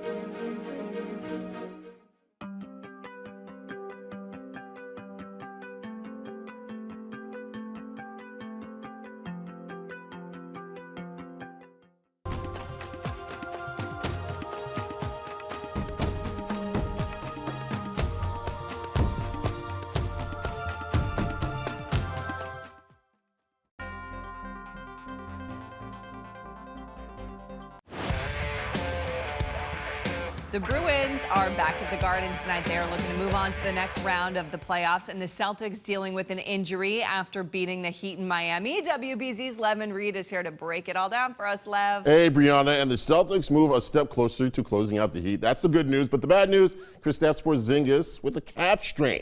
He's set to have an MRI today. As for the Bruins, tonight is the night they could throw that, move on to the next round party. Let's start with the Celtics. Big victory last night. Derek White was the main reason why. The C's guard hit 8 3-pointers and finished with a career high 38 points. C's got their victory 102-88, take a 3-1 lead in the series, but here's the huge concern. Kristaps Porzingis comes up fevering that right calf on a play. Set to have an MRI today. This was the same calf that was bothering him towards the end of the season. Let's hope he can get back to the court soon. To the Bruins, and tonight is all about the closeout. After winning 2 games in Toronto, the Bees get a chance to end the Leafs season on home ice. This would be great for the Black and Gold to do it in front of the Garden fans, but they know that this game will be the toughest one of the series. Just prepare as best you can. We know it's going to be the hardest game of the series. They fighting for their lives, you know, and it's going to be the hardest game tomorrow. So we have to make sure we are prepared for it, and you know, it's starting today with the practice already. Bruins, I'm talking to you. The Leafs want to go home. They don't want to play any more hockey. So just go out there, skate, score some goals, win the game. That's what I'm saying, Brianna. They're done. And, Yes. and fingers crossed for Porzingis. I'm hoping that is not anything too serious. I never like it when it's a non-contact injury because it just means that your body's something pulled and you're just. So if it's a right calf strain, they already said they don't think it's an Achilles situation, so that's good. Okay, that's good. That's good. So you're just hoping he can kind of come back sooner than later. All right, well, we'll keep it positive. Fingers. That's good. Fingers crossed. Lev, Exactly. thanks. We'll still to come in our next half hour. As some protesters face a judge, students who are still camped out are facing a deadline. How graduation is putting new pressure on college presidents to find a way out of these demonstrations. Plus, in our Question Everything series, could a law to prosecute 18, 19, and 20-year-olds as juveniles reduce crime in the Commonwealth?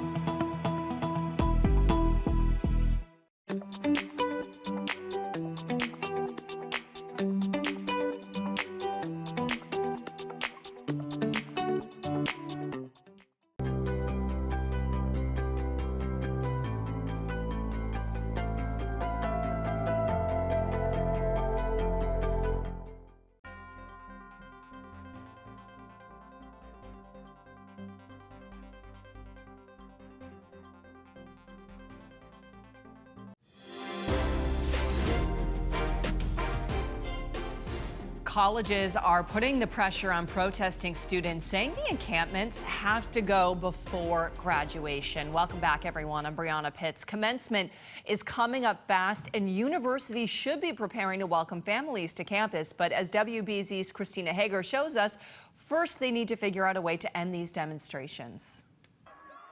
At Emerson, students back in the alley, pro-Palestinian protesters were arrested in a violent confrontation with Boston police last week.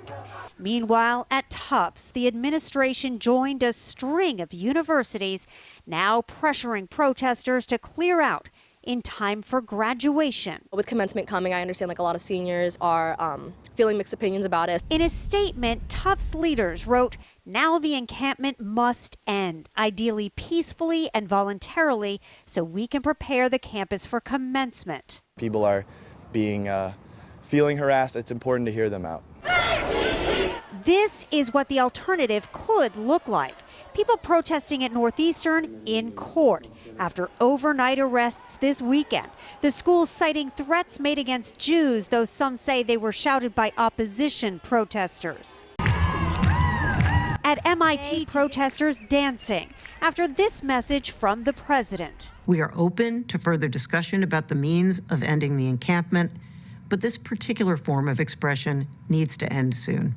She said keeping police here 24/7 is diverting hundreds of staff around the clock from other essential duties. Right now, I don't see how it could affect graduation. I think it should be okay. I think it's just a difficult situation that the president has been put into, just given the political landscape of the country right now. At Harvard, the Crimson reports students camped out here in the yard were handed slips saying they could be disciplined and even face having diplomas withheld. Back at Northeastern, teed up for commencement in just a matter of days. Of nearly 100 people arrested, about 30% are students, faculty, and staff. The administration now hoping graduation can look and feel like a celebration.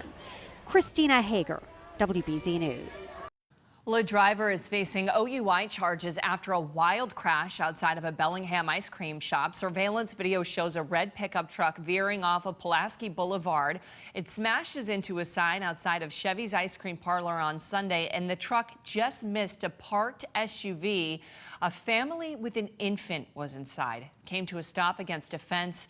The store was closed, but the owner says it's normally open at that time and packed with customers. Thank God we didn't open, because 7:30 on a warm Sunday night on opening weekend, we would have been jam-packed. Oh, that driver is now facing multiple charges. Chevy says it's going to take a few days to clean up the mess. All right, we'll get a look outside over the city, and it already looks so much better. Meteorologist Jason Michael is here. Jason, this morning we heard thunder over the studio. We had the rain coming down, and look at that. What thunderstorm? What happened? It seems like radar is quieting down. Almost nothing happened, so it seems right now. We did have some earlier thunderstorms, as Brianna was just saying. Yes, we did cause some rumbles to happen across the area. And this was mainly just a renegade type of system that came through. It really sort of got in this might and muscle roughly around 1 to 2 p.m. and just kind of blew up. But again, it was moving fast-paced, moving over towards the east, but it also put down at least a third of some rain there, at least a third of an inch there, even up to about 7/10 of an inch over in Orange. But lighter amounts over in the east from the Merrimack Valley all the way down through the city and points south and also east. Along the South Shore, that's kind of where we had some fog, really kind of stagnant this morning, along with some stagnant winds. This is where our frontal boundary is going to be moving through the region later on this afternoon into the evening hours, and mainly around midnight is when we will likely hear even more rumbles to move back through. Fog has now dissipated in quite a few locations this morning, about a 6-mile visibility over in Marshfield. So our weather headlines will stick with some rainy weather, but also some clearing weather along with some milder temperatures through at least the rest of the week into the weekend. Here's a quick rundown and dirty of our hour-by-hour forecast. Overcast skies sticking across the area today, even in through the evening hours. We'll have a few pop-ups going to contend with throughout the afternoon, but the heaviest rain arrives towards the bedtime hour for us this evening. We'll still be around 50 degrees or so here in the east, unlikely going to be in the lower 50s given some of the warmth that will likely stick around, but it's likely going to be broken up as it moves through around midnight tonight, and even around 4 or 5 a.m. it almost appears as if nothing even moved through. We'll talk about the impacts for the rest of the week and also the pollen count. How's that looking, Brianna? I'll tell you coming up. All right, Jason, thanks. Well, Maine's governor will allow a final pair of gun safety bills to become law in the wake of last year's Lewiston mass shooting. The bills create a 72-hour waiting period for anyone who's looking to buy a gun. The governor says she will not be signing the bills, but will instead let them become law by allowing a 10-day period to pass that would let them go into effect without her taking action. She also vetoed a bill that would have banned bump stock devices. Well, the movement to prosecute older young adults as juveniles is under consideration at the State House, and it comes at the same time as we hear about high-profile and violent crimes committed by young people. And this morning's Question Everything, WBZ's Louisa Moeller asks, could a bill to prosecute 18, 19, and 20-year-olds as juveniles reduce crime in the Commonwealth?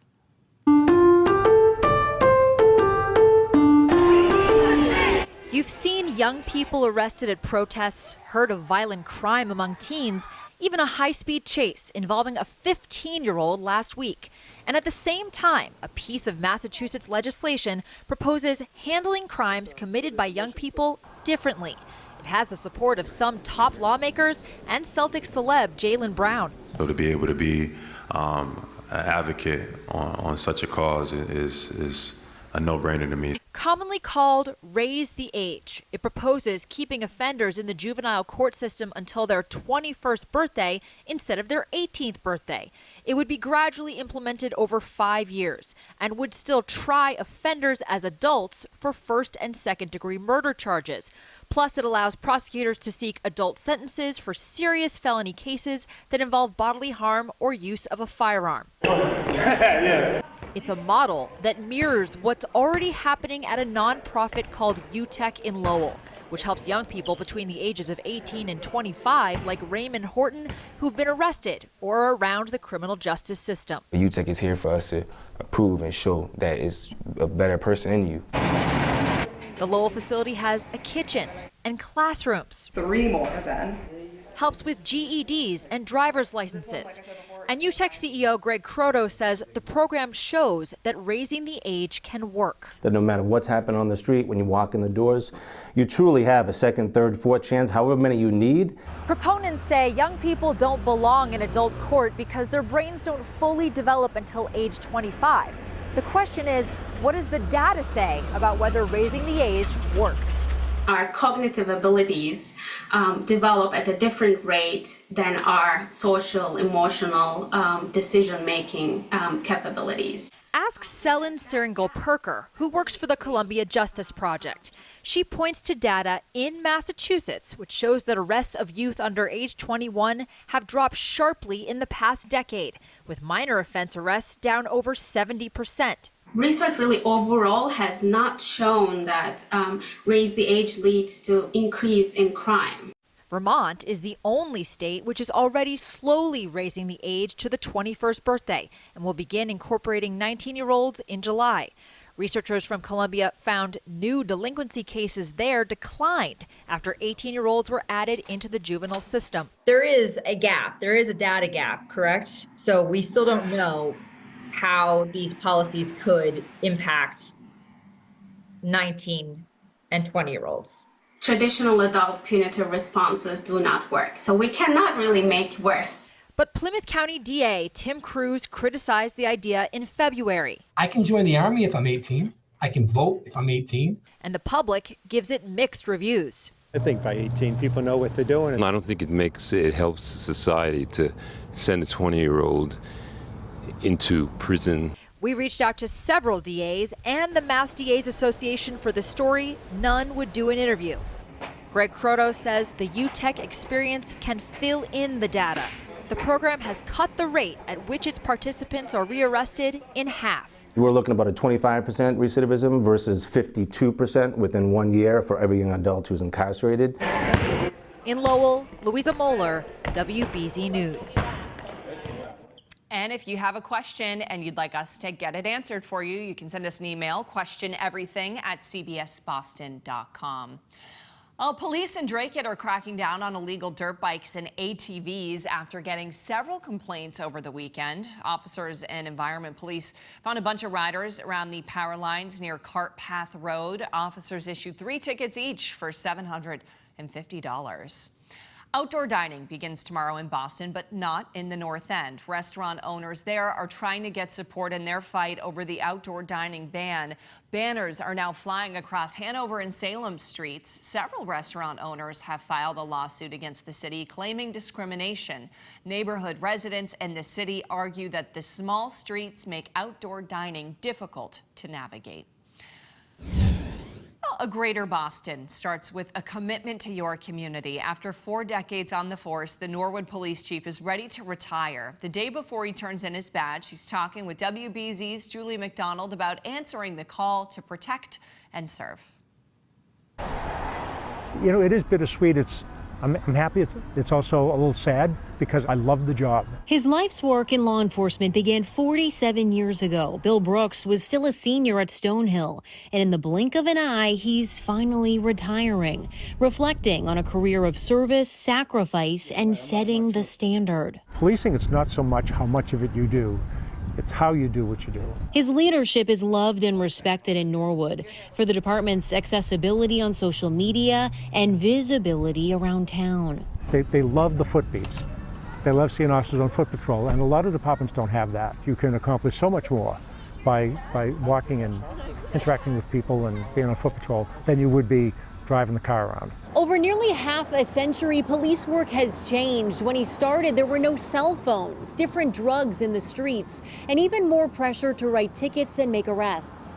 And I said to somebody recently, it used to be more about outputs, and now it's more about outcomes. Reading the report and seeing how an officer handled something, and then circling back to those people need further services. Are they going to be okay? He's proud he got to pin his son with his shield from 40 years prior, and of his work at the state and federal level. Police officers never know what they're going to walk into, and people who take this job really are here for the right reason. With very few exceptions, they're here for the right reason. But this choice to close this chapter came easier, thanks to his faith in the fine men and women he's taught and trained. And for me to leave the department at a time when our officers are the way that they are and conduct themselves the way that they do, I'm really proud of that. In Norwood, Julie McDonald, WBZ News. Well, coming up after the break, it's a new role for a history-making principal dancer with Boston Ballet. This is not a closure. This is just one chapter of my life. And I'm so excited for the next chapter. As John Lamb prepares to retire, he is gearing up to teach the next generation.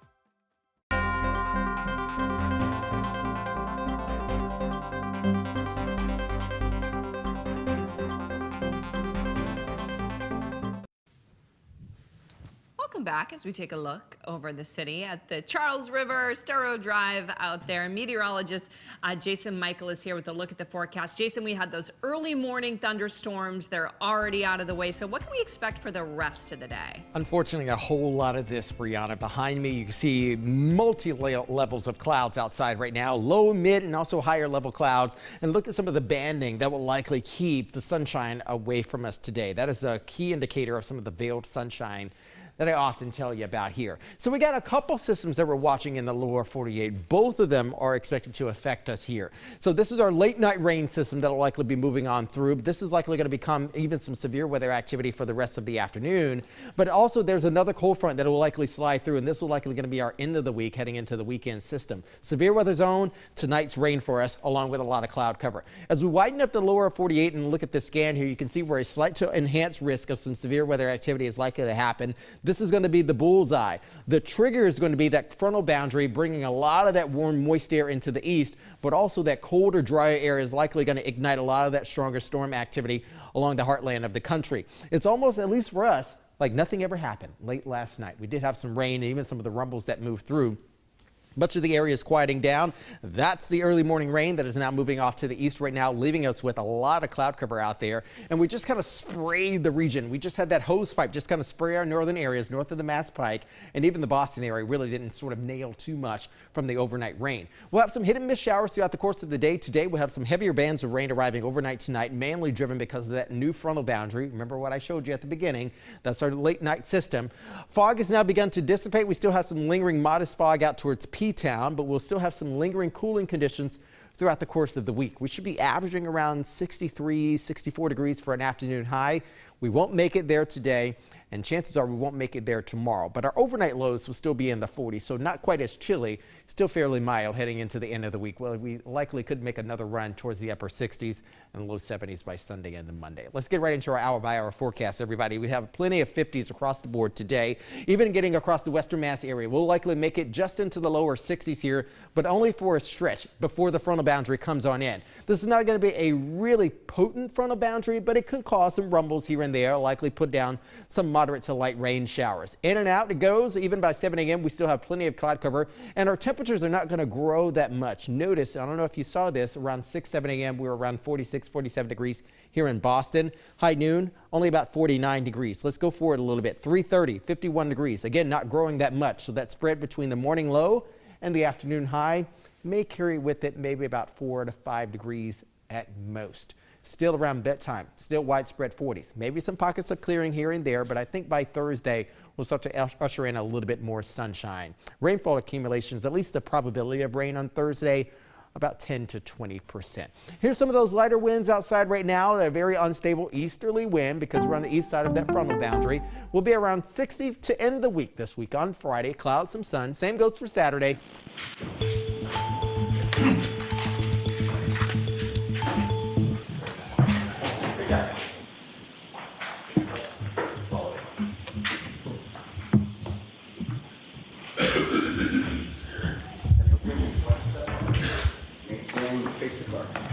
Can you raise your right hand? Do you solemnly swear the evidence given to the court and jury in the case now and herein should be the truth, the whole truth, and nothing but the truth, so help you God? Thank you. You can stand or sit, whatever makes you more comfortable, sir. And just bring that microphone down to you. Thank you. How's that? Okay. Whenever you're ready, Mr. Lally. Thank you, Your Honor. Good morning, sir. Morning. Could you please state your name and spell your last name for the jury? Timothy Nutall. Last name is Nutall, N-U-T-T-A-L-L. And what do you do for work, sir? I'm a firefighter paramedic with the town of Canton. And how long have you been a firefighter paramedic for the town of Canton? I believe 5 years and coming up on 6. And prior to working in that capacity with the town of Canton, what, if any, other employment have you had within sort of the same field as far as being a paramedic? To back up significantly, I got my EMT certification when I was still in high school through CMTI out of Weymouth. They're now owned by Brewster Ambulance. From there, I was employed by Cataldo Ambulance. I worked primarily in the city of Chelsea, running BLS transfers and eventually 911 shifts in that city, in that area of the world, if you will. From there, I decided I liked it. I decided to enroll in paramedic school. I went to the same school I went for my BLS certification, back to CMTI. I obtained my paramedic right before I turned 21. I stayed in the same area, primarily in Chelsea, and eventually edged my way into Everett a little bit and worked up there for about 7 years. During that time, I decided to be enroll into fire suppression side of things. So I was hired by the town of Scituate. It was put through the Mass Fire Academy out of Stowe, class 268 in Stowe, and worked for the Scituate Fire Department for about 18 months, and then transferred to the Canton Fire Department in November of 2019. Just a couple questions about what you had just spoken about. So when you use the term sort of BLS, what does that mean?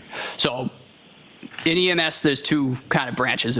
BLS is basic life support, which is EMT basic. Smaller skill set, if you will.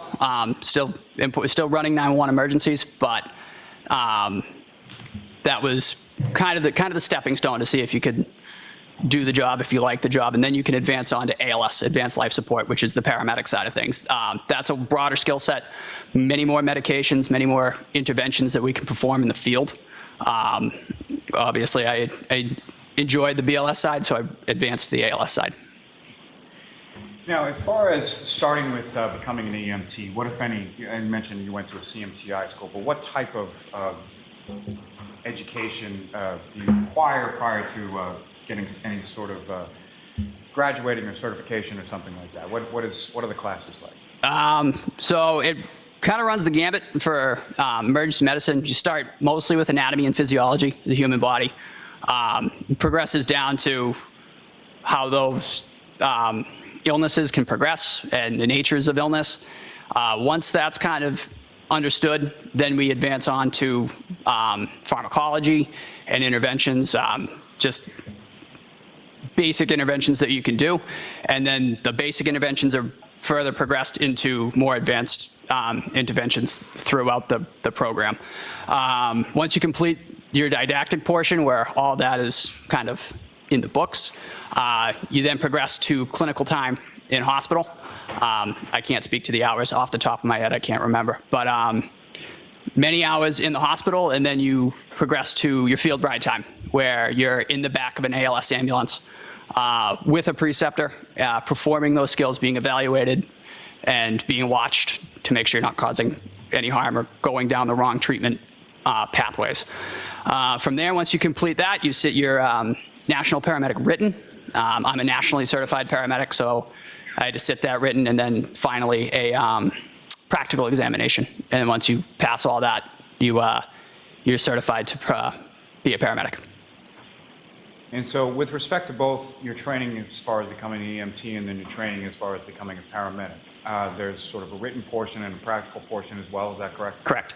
Can you use the term in there as far as a preceptor? What exactly does that mean within your field? So a preceptor is a senior paramedic who's been practicing for, it varies from place to place, but the standard is usually 3 to 5 years, who will watch you to make sure that you're not, like I said, drifting down the wrong path in terms of treatment, making sure that your care is adequate and not doing any harm. My preceptors that I was with, they were medics in the city of Brockton, so they had been around for a little while, and they were excellent at what they did, and they taught me quite a bit. I learned quite a bit in my ride time from them. And in your role, post getting your certification in regard to those, have you acted as a preceptor for other sort of younger, less experienced? Yeah, so I was a field training officer for the Cataldo for a brief stint right before I left the company. And I am currently a field training officer for the town of Canton. And with respect to those certifications, is that sort of like a one-time blessing in perpetuity, or is there a continuing educational recertification process? Right now for the town of Canton, that's a bidded position. I submitted an application writing, and I was selected. So I am currently on my group. I am our field training officer for my group, Group 2. Okay, and my apologies, poor question on my part. No. I was asking sort of more in general. So beyond the sort of preceptor sort of faction of that, just in regard to, in general, being an EMT and a paramedic, as far as your certifications are concerned, is that something that you have to continue? Is there any sort of recertification process, and how often is that? Oh, I apologize. Okay, yes. So every 2 years, we are required, both by the national component and the state component, to complete a certain amount of hours per year for your recertification. I actually just recently recertified in March. I can't speak to the exact number of hours, but there's a national component, state component, and a local component, and the trainings are quite in-depth. Now, turning your attention to your work with the Canton Fire Department, how many fire stations are there within the town of Canton? We have 2 fire stations. Okay, and where are they located? Station 1 is 99 Revere Street, and Station 2 is 7 Sassamon Street. And when you're working with the Canton Fire Department, is there a typical kind of schedule or shift schedule that you're working on? So my work schedule is I work 1 24-hour shift, 1 24-hour off, 1 24-hour shift on, and then 5 consecutive 24s off. And as far as the 24-hour shift, what time to what time does that run with the Canton Fire? For us, we report at 0800 to 0800. So 8 a.m. to 8 a.m.? Yes. Okay. And within both of those station houses, how much sort of apparatus or how many different sort of vehicles and apparatus do you have within each of those station houses? For Station 1, 99 Revere Street, we have Car 5 staffed with a captain. We have Engine 3 staffed with 1 lieutenant, 2 firefighters, and Ambulance 1, who is staffed with two firefighters. We do have a PB waiver, so we will run paramedic basic on Ambulance 1. However, that is primarily a double medic ambulance. And for Station 2, it's a very similar setup. It is Engine 4 with 2 firefighters and a lieutenant, and Ambulance 2 with the same setup as Ambulance 1. Both those stations also have ladders that run out of them, Ladder 1 and Ladder 2 respectively. And the crews from Ambulance 1 or Ambulance 2 will cross-band those ladders as needed. Now, with respect, if I could turn your attention to January 28th into January 29th, sort of Friday into a Saturday. Do you recall 2022? Do you recall those days? Yes. Okay, were you working one of those 2 days? I was scheduled to work the morning of the 29th, I believe. So you were scheduled to work essentially the morning, 8 a.m. on the 29th until 8 a.m. on the 30th? Correct.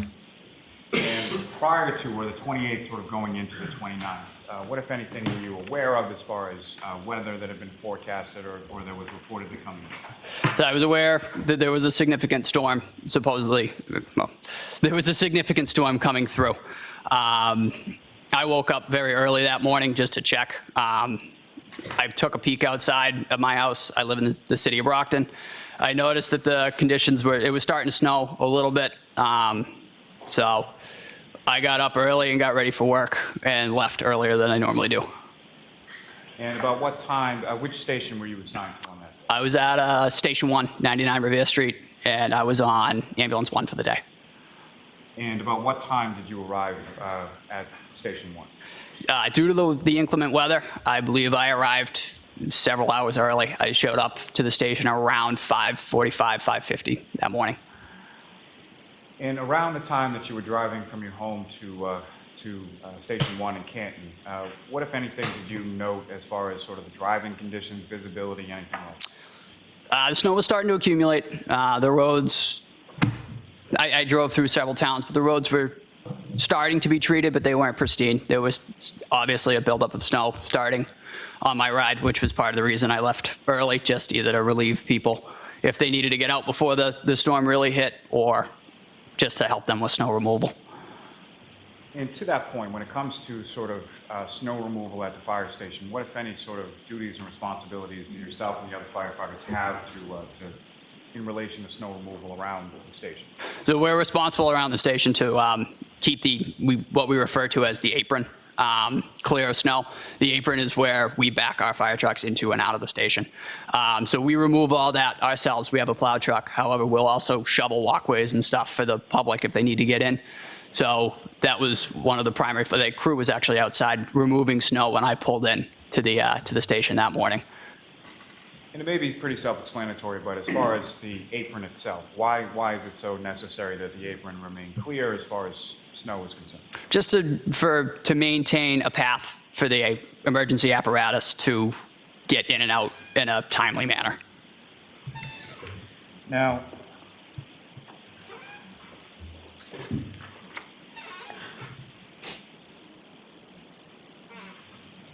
Beyond sort of the snow accumulation that you noted on your way to work that day, what, if anything else, did you note as far as the weather conditions, whether it be temperature, winds, anything to that effect? They were approaching blizzard conditions. It was windy. It was still very early in the morning, so it was quite dark, and it was windy and snowy. So we were approaching blizzard conditions, like I said. And when you arrived there, did a call come into your station sometime around or shortly after 6 o'clock in the morning on the 29th? Yeah, I arrived, as I previously stated, around 5:50. I had put my gear, my firefighting structural gear, out with Ambulance 1, just in the event that there was an emergency. And as I was doing that, the emergency tones went off for a medical. Do you recall what was the report in regard to, what was the dispatch in regard to as far as the medical was concerned? The overhead dispatch came in as a unresponsive male in a snowbank at 34 Fairview Road, outside. Unclear any further information. So when that came on, we had one of the paramedics that morning and one of the firefighters who was a relatively new firefighter. I made the decision to step onto the ambulance to provide an extra set of hands as one of the more senior paramedics in the station at the time. And correct me if I'm wrong, when you step onto the ambulance, you're essentially still sort of getting your gear on and getting dressed, correct? Correct. I was, as the tones were going off, and because I came in so early, I was still in civilian clothing. I had a Canton Fire t-shirt on. So I actually donned my turnout gear for that call. And as far as the other individuals on that Ambulance 1 that were going to that call as well, who were they? So it was firefighter paramedic Anthony Flatti and firefighter EMT Matt Kelly. And Mr. Kelly, he was sort of the less experienced one at that time, is that correct? Correct. So you get into the back of the ambulance and start going to the scene. Now, as far as other sort of vehicles or apparatus, who, if anyone, or what, if any, other sort of vehicles were dispatched on this call as well? The initial dispatch was Canton Engine 3 and Canton Ambulance 1. Due to the severity of the call, depending on how it comes in, the shift commander, which is Car 5, he will usually respond to any significant incident. So he also added himself to the call, just as a senior officer with us. So the final dispatch, I believe, was Car 5, Engine 3, and Ambulance 1. You know who was on Engine 3 and who was in Car 5? Car 5 was Captain Robry. Engine 3 was Lieutenant Greg Woodbury, firefighter Frank Walsh, and firefighter Katie McLaughlin.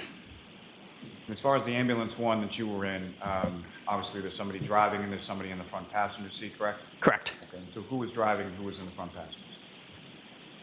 I don't want to speak out of turn. I honestly can't tell you who was driving. I was in the back. I was in the back patient compartment of the ambulance, just because there's only 2 seats up front, so I hopped in the back.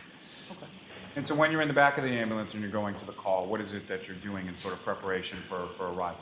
So as I previously stated, I came in early, so I was donning my turnout gear. I had my boots and structural firefighting pants on. So I finished putting those on, and I put the rest of my gear in the back. And as we were driving to the scene of the incident, I started prepping the gear that we were going to need off the initial dispatch, an unresponsive male in the snow. So I grabbed our first in bag, which has miscellaneous medical supplies, some IV supplies, and interosseous drill kit. The airway bag, which has just a bottle of oxygen, and then quite a bit of airway management supplies, and our cardiac monitor.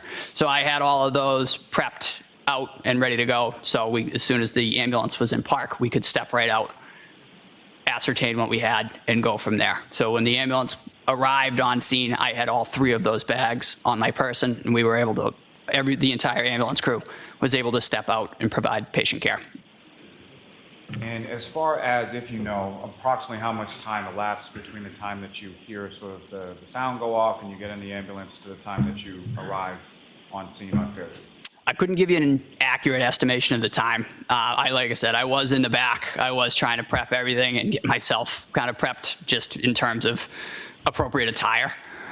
So I couldn't give you a fair estimate. And as far as when you arrive on scene, you step out of the back of the ambulance, is that correct? Yes. Okay. And as far as the weather conditions where you were on Fairview, what, if any, difference was there between the weather conditions there versus the weather conditions when you were arriving at the station? I remember, as I previously stated, I remember it was still very dark. The sun was not up yet. I remember the wind. It was quite windy that morning. The wind had, in my opinion, had seemed to have picked up since my drive in, and the snow was increased. And so when you step out of the ambulance, can you describe for the jury sort of where you go and sort of what is it that you first see when you get out there? So I stepped out of the ambulance and came around with all 3 bags. I could hear commotion. I could hear some screaming off in the distance. I couldn't really tell you where it was coming from because it was still quite dark.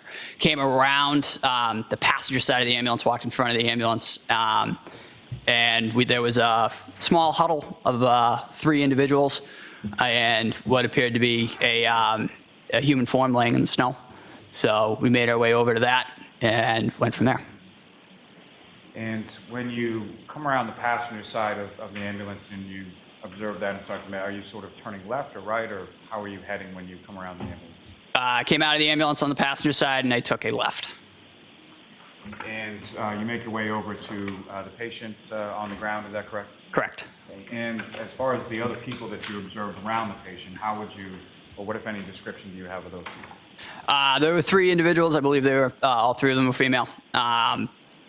My primary focus was the individual in the snow on the ground. I went right to him. I kind of bypassed everybody from there and went directly to that individual. Okay. Is that sort of typically how you approach a scene, is just sort of tunnel vision right for the patient? Typically on a call like that, where if somebody's unresponsive on the ground, you typically go directly to the patient and ascertain if they are breathing and if they have signs of life, because that is a time-sensitive matter. And as far as the individual, not then, but at some point subsequent, did you learn the identity of the person on the ground? It did. It was Officer O'Keefe, John O'Keefe. And how was Officer Mr. O'Keefe's body positioned in relation to the ground when you first approached him? So I found him supine, laying in the snow. Immediately went to him and checked him for signs of life. We found none. We found no breathing, no pulse. So we immediately began performing high-quality CPR. I was at the head of the individual, so I immediately grabbed out of our airway bag a bag valve mask and began ventilating the patient, trying to get some oxygen into him while the others on scene, like I said, began high-quality CPR. And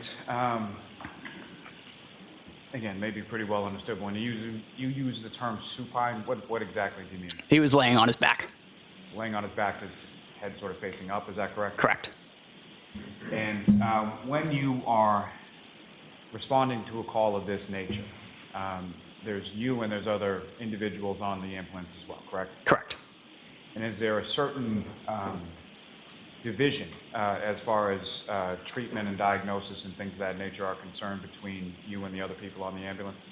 So typically, just to use the scenario of a cardiac arrest with 2 paramedics, it's generally split into the airway individual or the airway monitor and the, lack of a better term, code monitor. The airway individual will be responsible for ventilation and eventually advanced airway placement. The other part of that equation will monitor cardiac status, cardiac activity. They will deliver medications and a route for those medications, and they will work together to monitor that patient throughout. As I said, I was on the head. I just happened to fall at the head, so I took the ventilation portion of that. And you use the term as far as a bag valve mask, is that correct? And correct. Can you explain to the jury sort of what that is? All that is it's, for lack of a better term, it's basically a glorified balloon with a mask on it. When you squeeze that bag, that forces air into the airway, so you can ventilate an individual who is no longer breathing on their own. And as far as, obviously, with your work with the fire department, there are sort of records or reports that are written in regard to treatment of different individuals on any given call, correct? Correct. And is there an acronym that's used within those reports as far as bag valve masks? BVM. BVM. And turning back to sort of when you initially approach where Mr. O'Keefe is, if you know about how far away from, where is he in relation to, well, let me back up to Steve, okay? So you arrive at this residence at 34 Fairview Road, correct? Yep. Okay. So if I'm standing on the street and I'm facing Fairview Road, is Mr. O'Keefe's body to the left, to the right, center, or something else? I would say to the left of center. And what, if anything, did you sort of note or observe sort of in the general area as far as where Mr. O'Keefe was? In terms of when I got to him? Yes. So when I first got to him, we checked for signs of life, and I was, as stated, at the head. There was a small pool of blood that seemed to be underneath him. It was hard to ascertain, again, because of the conditions. It was still very dark. It was snowing, and it was quite windy. So we were able to check the area as best we could with our handheld lights. But that was one of the things that I noted. There was a pool of blood. Now,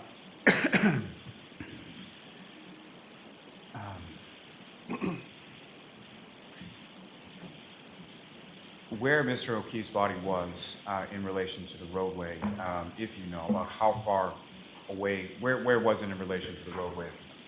I estimated it about where the sidewalk met the front lawn of that residence.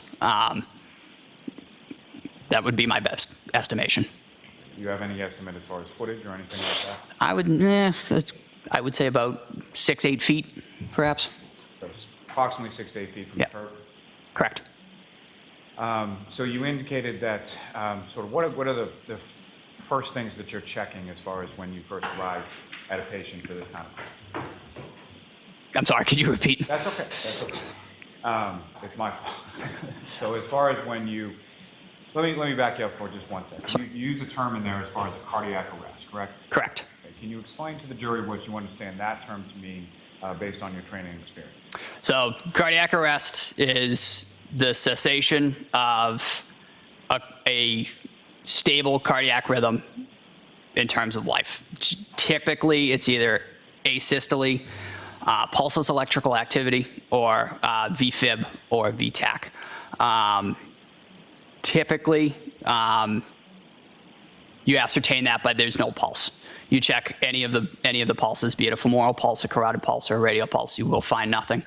And when that is found, you go to life-saving measures, which is CPR. And just in reference to one other term you used in there as far as asystole, if you could explain to the jury what you understand that term to mean based on your training experience. Asystole, to put it as clear as I can, is a flat line. There's no electrical activity in the heart. And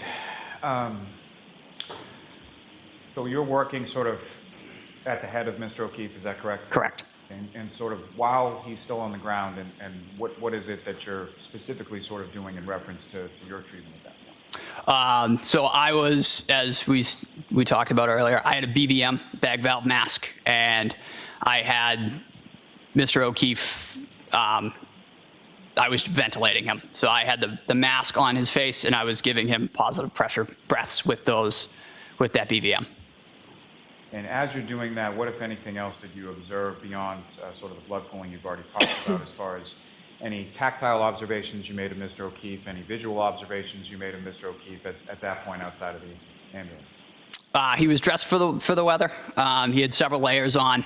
Other than that, our primary focus was kind of getting him extricated and out of the elements, just because it was, as stated, conditions were suboptimal, and we wanted to get him into an environment with better lighting and some heat, so we could further assess if he had any injuries and go from there. And so the other firefighters, paramedics excuse me, that are on the ambulance with you while you're doing sort of the back valve mask at his head? What, if anything, are they doing? I believe the other firefighters that were dispatched, they were getting extrication equipment. I believe we put this individual on what we refer to as a scoop stretcher, which is basically a long plastic stretcher that we can roll an individual onto and then just pick him up just for our safety and the safety of the patient. It's just really just a long board that we can pick up and then put onto our ambulance stretcher. So somebody was grabbing the scoop stretcher, somebody else was grabbing the ambulance stretcher, and I believe that was the coordinated effort on their part. And I apologize for keep going back and forth, but if I could take you back just one moment before that. So when you first sort of arrived to Mr. O'Keefe, you mentioned that there were 3 females sort of huddled around. Is that correct? Correct. What, if anything, did you observe any of those females doing with respect to Mr. O'Keefe when you first got there? That group seemed to be agitated. It was a scene of heightened emotions. As I stated, when I stepped out of the ambulance, I could hear screaming, I could hear people yelling, and it seemed just to be that group was just quite agitated. Now, at some point, you are able to get him on the scoop stretcher and then over to the ambulance, correct? Correct.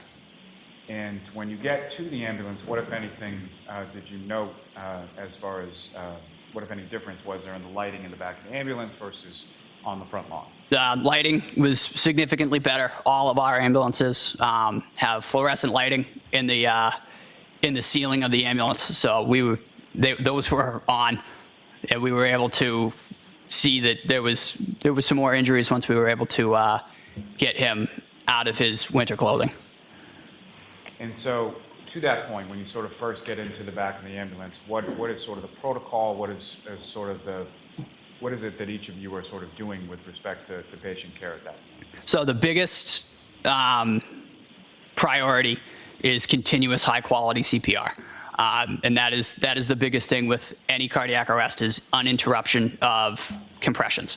So when we got him into the back of the ambulance, we continued CPR throughout.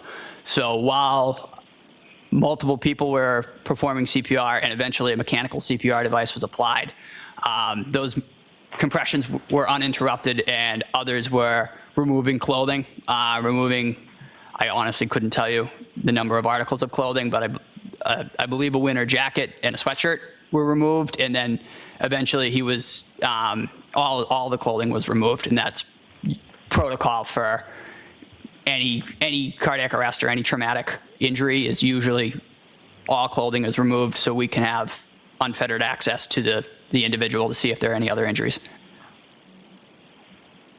And why is that the protocol, sir? There is, you mentioned earlier, sir, that there is tunnel vision. The absence of clothing kind of helps to remove that so you can see everything. You can assess everything. And you mentioned sort of a mechanical means of CPR. Is there a specific device that's used for that? Yes, we use a Lucas device manufactured by Stryker, and for lack of a better term, it's basically just a plunger that does CPR. It frees up a set of hands for us, and that can provide CPR uninterrupted as long as the batteries last. Now, at the time that you get Mr. O'Keefe into the back of the ambulance and you removing some of the clothing, what, if anything, did you note at that time or at any subsequent time in regard to footwear? To be candid, I wasn't really looking at the footwear. I believe it was brought to my attention when we eventually transferred patient care at Good Samaritan Medical Center that the individual was missing a shoe. However, that wasn't my primary focus at the time. And the items of clothing that were removed from within the ambulance, eventually when you transfer that patient care to the hospital, what, if anything, happens with that? In terms of chain of custody of the clothing, that is typically brought in either with the individual or after. and that is usually deposited on the floor of the room where that patient is, and then the hospital takes custody of it. Occasionally we'll put it in bags. However, I could not speak to where that clothing went on this case. But fair to say whatever clothing was taken off in the ambulance left the ambulance at some point? Correct. Okay, and went to the hospital, is that correct? Yes. Now,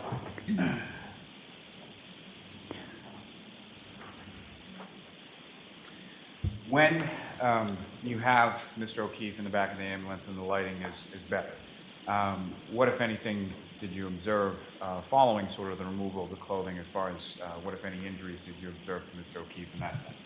He was noted to have, and I was right at the head, he was noted to have a hematoma on the right side of his face, just above his eye on his forehead.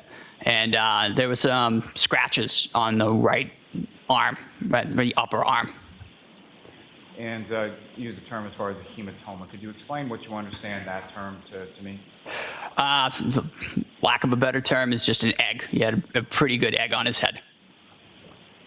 And as far as anything beyond that, did you observe anything or note anything beyond the egg on the head and the scratches on the right arm? As we got further down our treatment modality, we went to place an advanced airway. It was noted to have some blood, some mucus, and some bile in the back of his airway that was then suctioned out before we placed our endotracheal tube. And what is an endotracheal tube? So an endotracheal tube is basically, it's just a plastic tube that is passed through the mouth into the trachea through the vocal cords. It's a definitive airway, if you will. It isolates the trachea so you can better ventilate your patient, and you don't have to worry about any air getting into the stomach, any gastric insufflation. And that is the gold standard for cardiac arrest, is a properly placed endotracheal tube. You mentioned there were some substances that were suctioned from his airway, is that correct? Correct. Okay, and what were they again, I'm sorry? I believe it was blood, bile, and mucus. And do you have any idea how much of that was suctioned? I couldn't give you an exact number, but it was enough that we needed to set up a suction system to remove it before we intubated.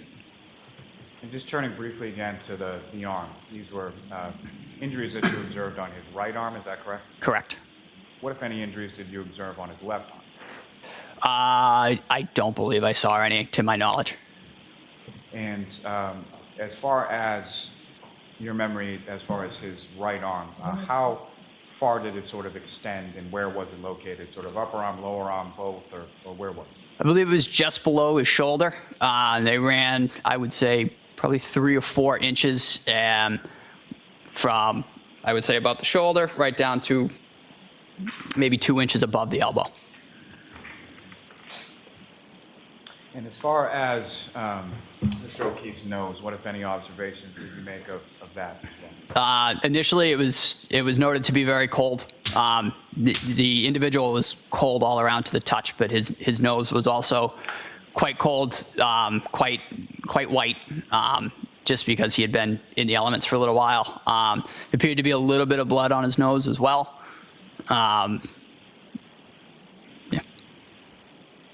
And through your training experience, are you familiar with a term or a device known as an OPA? Correct, yes. Can you explain to the jury sort of what OPA stands for, and what is that device, and what does it do?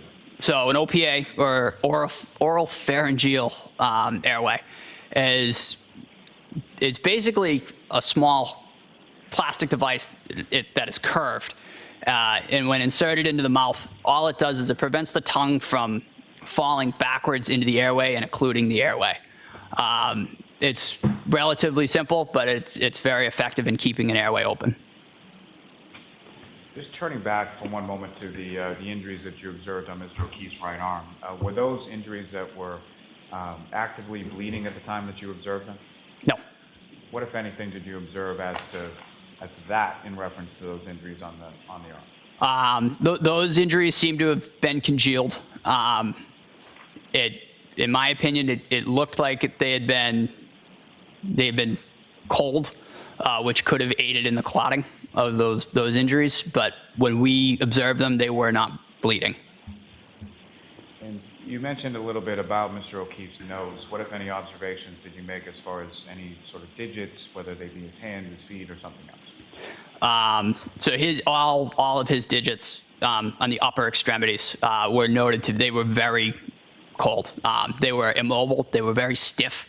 I'm presuming due to the exposure, because we did, when we got him onto the ambulance, when we were removing clothing, it was noted that he was all of his digits were very stiff. They were immobile, and it caused a little bit of problems just trying to get clothing off of him, just because they were so stiff.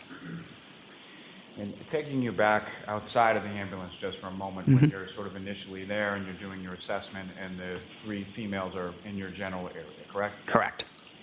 And at some point, can you or any of the other paramedics or EMTs on scene ask them any questions about what had happened or anything like that? So as I was ventilating at the head, there was a small delay in just getting equipment, nothing significant, just enough time that as I was ventilating, I was able to ask, did anybody see anything?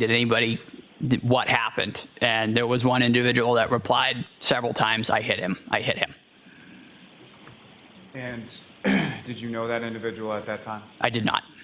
Can you describe the individual that said that? I would describe her as mid-40s, average build, average height. And the other 2, very similar. And with reference to that statement of I hit him, is that something that she said once or more than once or something? It was several times. And as far as the tone or demeanor, how loudly was this being said? As previously stated, they seemed to be erratic. There was a lot going on in that scene. It did seem to be said over and over and at varying volumes. And then there was just a lot of, everybody appeared to be quite flustered. And the individual, one of the 3 females that said that, what, if any, observations did you make as to her face or anything?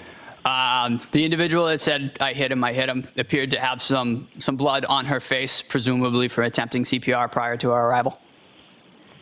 And you say presumably attempting CPR. When you first arrived at Mr. O'Keefe, what, if anything, did you observe any of the females doing with reference to Mr. O'Keefe? Mr. O'Keefe was not being touched by any individual when I first got to him. That whole group was kind of pacing around, lack of a better term, kind of running around in circles. But Mr. O'Keefe was not being, there was no interventions being done to Mr. O'Keefe when I got to him. And to be clear, sort of when you're in the back, fast forwarding now to sort of in the back of the ambulance, you're, again, sort of focused on the respiratory in the head, correct? Correct. And who, if anyone else from your apartment, is in the back of the ambulance, and what, if anything, are they doing at that point? So at that point, I had myself and Nat Kelly, EMT Kelly. He was kind of with me for the head.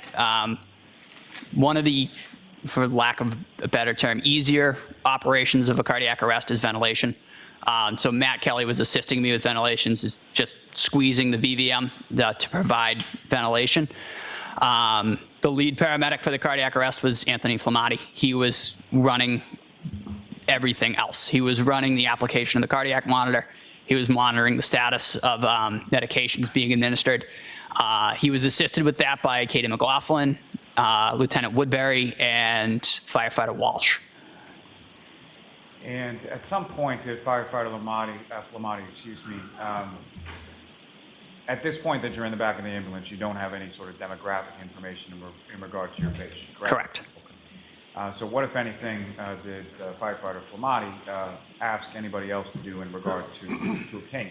I believe he asked Firefighter McLaughlin to exit the ambulance and gather some information from the bystanders in terms of name, date of birth, any significant medical history or medications, just so we could further treat the patient.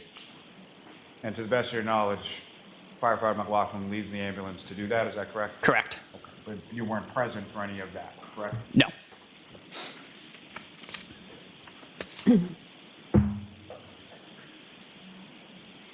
So there's some period of time in the back of the ambulance and then the transport to Good Samaritan happens, is that correct? Correct. Do you recall where different people from your department were in relation to that transport to the hospital? So the transport in the back in the patient compartment was myself, firefighter Kelly, and firefighter Flatti, with firefighter McLaughlin driving ambulance 1.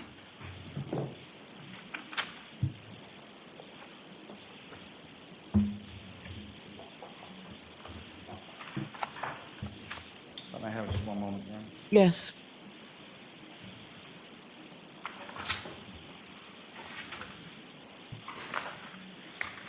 So, when it comes to the report that we were that you were testifying about before, there was a report generated in regard to this. Is that correct? Correct. And who has the sort of duty and responsibility of compiling that? That would have been Anthony Flatti. And have you seen firefighter Flamatti's report in relation to this incident? I have. May I approach the witness, John? Yes.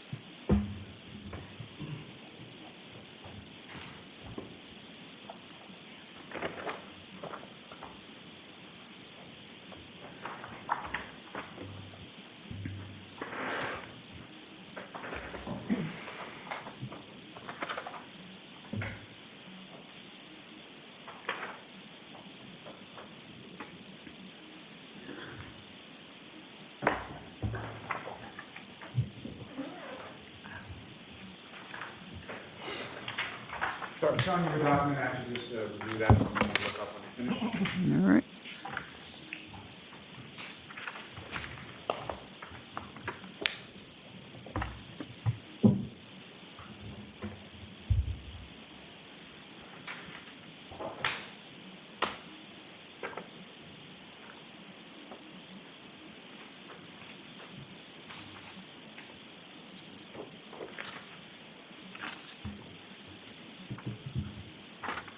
Do you recognize that, sir? I do.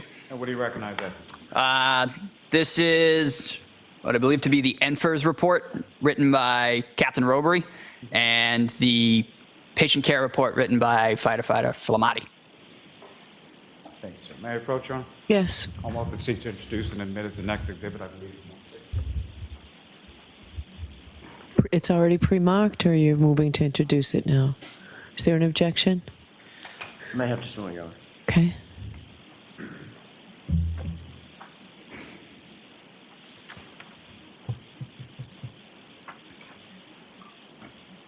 No objection. Patient care report. And All right, that will be marked, Madam Court Reporter, please. 160.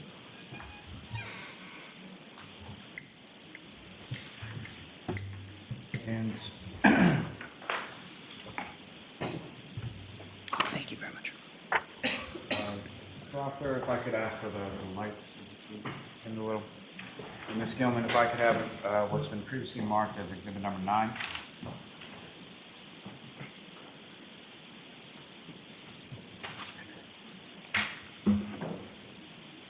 Mr. Nutall, just directing your attention up to the screen there and what's been previously marked as exhibit number 9. Do you recognize what's depicted in that photograph? I do. What do you recognize as? I believe that to be 34 Fairview Road. Is that a relatively fair and accurate portrayal of what it looked like around the time that you arrived there, absent sort of lighting conditions and things of that nature? Yes. And Ms. Gilman, if I could have exhibit number 18.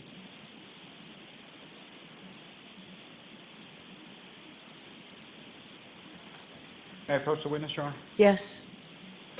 Sir, there should be, so basically that button on top there. All right. And Mr. Nutall, if I could ask you, using that laser pointer before you, well, first let me ask, do you recognize what's up on the screen as exhibit 18? Yeah. Again, 34 Fairview Road. And the area where you first observed Mr. O'Keefe supine on the lawn and the 3 females around him, do you see that area in this photograph? I do. And if you could, using that laser pointer, just direct the jury's attention to where in this photograph you see that area. Oh, I'm so sorry. I would say right around this general area, right about here. And lastly, Ms. Gilman, if I could have exhibit number 14. And again, sir, do you recognize what's up on the screen as exhibit number 14? I do. And when do you recognize that? That I believe to be is where we found Mr. O'Keefe. And as far as the pooling of the blood that you observed around Mr. O'Keefe's head, do you observe that area within this photograph as well? Yes. If you could, again, using that laser pointer, just direct the jury's attention to where in this photograph you observed that. They were right around in this general area. There. Thank you, sir. Mr. Officer, we can have the lights back up. Your Honor, may I approach just to retrieve that? Yes.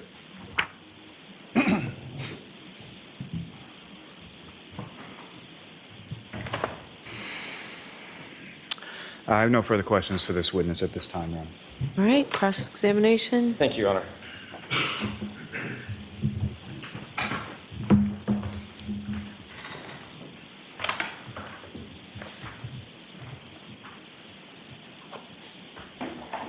Good afternoon, Firefighter Nutall. Sir, how are you? You were coming up, I want to make sure I get the timing right. You were coming off of nearly a 24-hour shift when you got the call?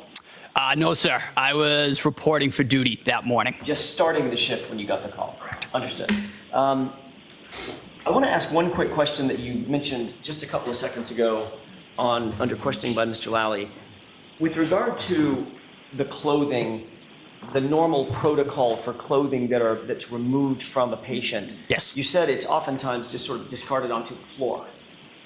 In terms of in the ambulance or at the hospital? Either one. Yes. Okay, both?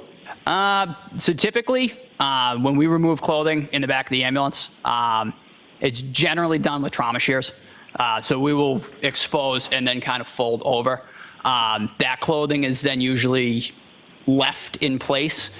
We'll do a quick roll just to check the back of the patient, and then he's usually rolled back if there's nothing found, and it's typically left there. In terms of like big puffy jackets, if you cut a puffy jacket, it just makes quite the mess. So, yeah, exactly. Right. It's a disaster. So typically those bigger jackets are just removed, and that is when we removed that type of article of clothing, that's when we noticed that his hands were quite rigid. So that's what happened in this case. Correct. You removed the big heavy jacket, discarded it, got it away from the body so you could better assess the injuries. Correct. And it was only then, after you removed this big heavy winter coat, that you could assess that his hands were stiff and cold. We noted the hands, but it came more into light, if you will, when we removed that coat. Got it. And you have as good a memory about that as you do the rest of the scene that morning. In terms of removing the article of clothing? Correct. I did not remove any article of clothing. I was ventilating. But you remember him having the big jacket on? Correct. Okay. And you remember that as well as you remember the other specifics of the incident? Yes. Okay.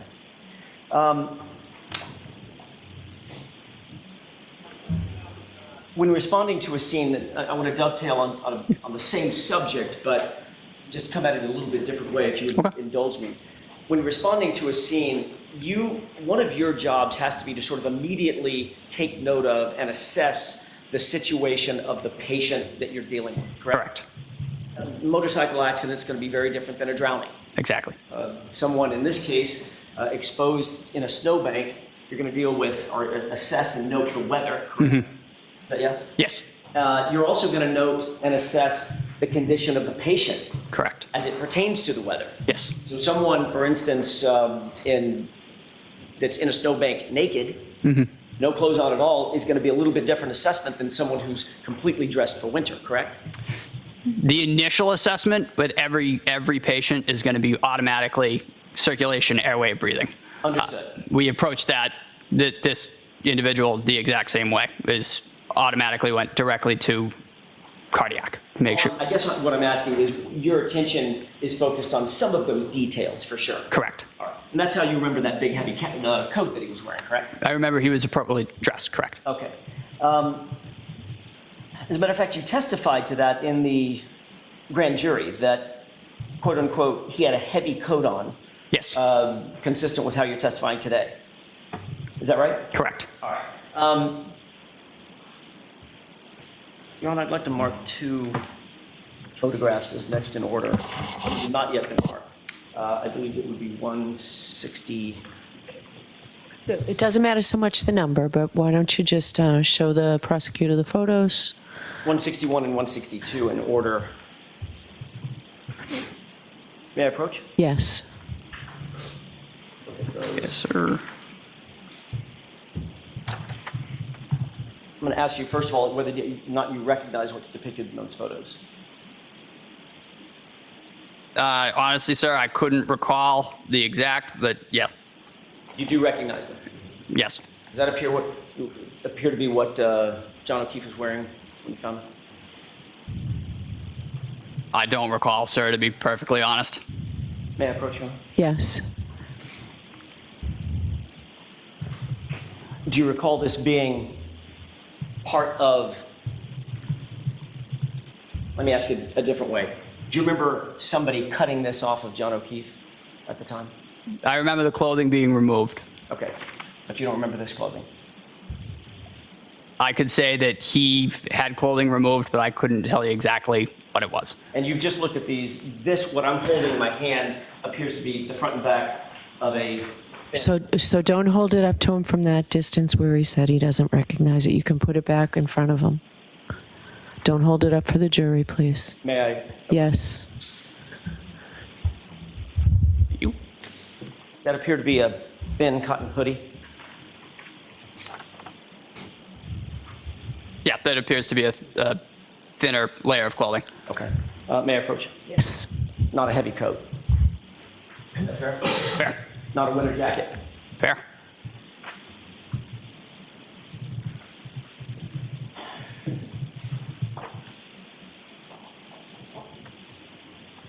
Is it fair to say you had a lot on your mind when you were out at that scene, correct? In terms of just saving a man's life. Correct. That's your credentials are impressive. You were there focused on one thing, and that is trying to make sure that a man did not die. Correct. Would you agree that that was your primary concern and your primary focus the entire time you were at the scene? Correct. You weren't necessarily worried about what other individuals were doing, correct? No. If I asked you right now off the top of your head, tell me exactly the number of law enforcement officers that were there at the scene, probably couldn't tell me, could you? No. If I asked you whether or not you remember every single civilian that was at the scene, probably couldn't tell me, correct? Outside of the 3? Outside of the 3? Correct. Any other civilians? Not that I noted. Okay. As a matter of fact, you can't even identify the 3 civilians other than generally middle-aged, 40s, Caucasian, female. Correct. You said all 3 of them sort of looked alike, right? Without the only defining feature on one of the individuals was one of the individuals did have blood on their face. So some of the specifics of that scene you didn't pay special note to, correct? No, we were focused on patient care. Is it fair to say that, specifically as it pertains to what the victim was wearing, your memory might be a little faulty where that's concerned? Sure. Okay. I mean, nothing wrong with that. You were focused on something completely different. Correct. You did notice certain injuries on Mr. O'Keefe's person, correct? Correct. And you indicated on direct examination that once you got him into the back of the ambulance, you, as you put it, you had a quote-unquote much better picture of what you were dealing with. Is that right? Correct. You testified at the grand jury that you noted that once he was in the back of the ambulance, under better lighting, you were able to tell that he had trauma to the right side of his head.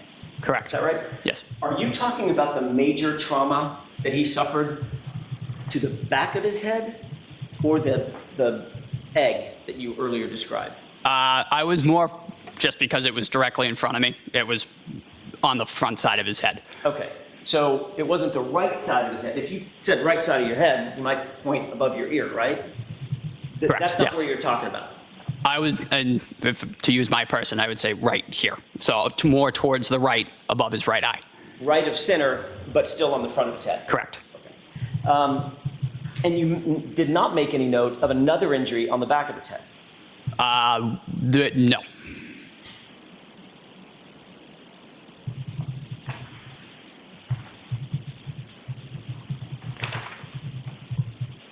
You talked about the injuries to the right side of his arm, correct? Correct.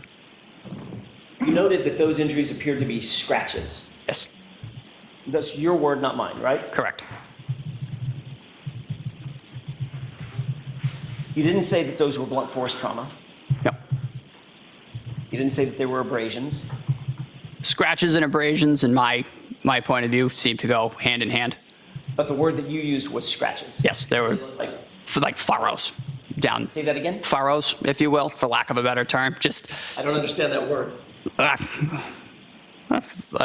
So if you remove something, yes. like you create a furrow in the skin, is that? Furrows. Yes, there you go. Sorry, excuse my accent. Oh, no. I'm on your turf. Fair enough. It's my accent. I'm so sorry. Boy, that one, it's going to be a meme somewhere. Hey, my cousin Vinny. Yeah, got it. All right, so when you said furrows, you made your hand in almost like a claw and drug it against your right biceps. Objection. Sustained. Can you repeat the movement that you did for the jurors when you said furrows? Objection. Sustained. Just move on to the next question, please. You would agree that a very common cause of a hematoma over one's eye is being hit or punched? Correct. Is that right? Yes. You said that Mr. O'Keefe did have such a hematoma over his right eye, correct? Yes. Did you also see a laceration under the eyebrow but above the lid on his right eye? I don't recall. Did you see a laceration on Mr. O'Keefe's nose? I don't recall. You did note that there was some blood on his nose, correct? Correct. Is that possible that came from a small laceration? Yes.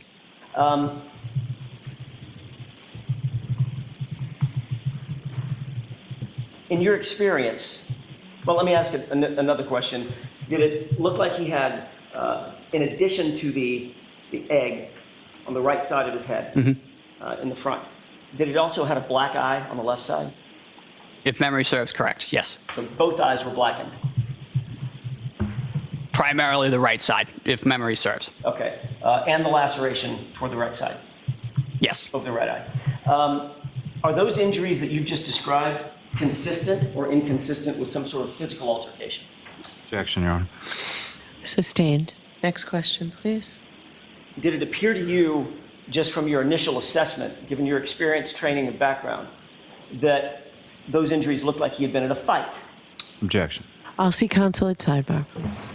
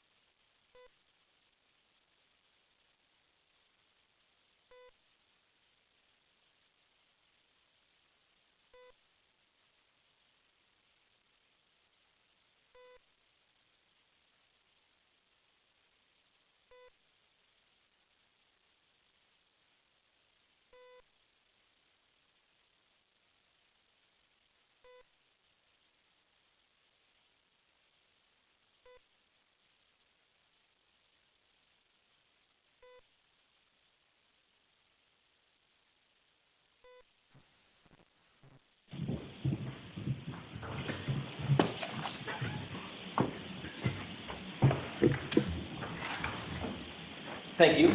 Sir. Just a little break. In your experience as obviously a training firefighter, tell me the word again that you used. Field training officer or preceptor. Thank you. As a field training officer, have you seen in your experience the product or the injuries that can be produced from fistfights? Yes. Okay. Injuries to the face? Yes. Injuries to the mouth? Yes. Injuries to the nose? Yes. To the ears? Yep. To the eyes? Defensive wounds on the hands? Yes. Did you note we've already talked about, and I don't want to go over all this again, you've already noted what the injuries to the face were that you saw Mr. O'Keefe having suffered. Yes. Were those consistent or inconsistent with a physical altercation? I couldn't say. Were they consistent or inconsistent with being in a fight? I couldn't say. Was that egg over his right eye consistent or inconsistent with him having been punched or hit? I couldn't say. I thought you said that one of the common causes of an egg like that, a hematoma, as you put it, over someone's eye, is being hit or punched. There's quite a few reasons that somebody could get an egg, such as that, over their head. You could get hit with a golf ball. Of course. For instance. I'm not asking you to the exclusion of everything else. Yeah. I'm asking you, is it consistent? It's consistent. It could be. Okay.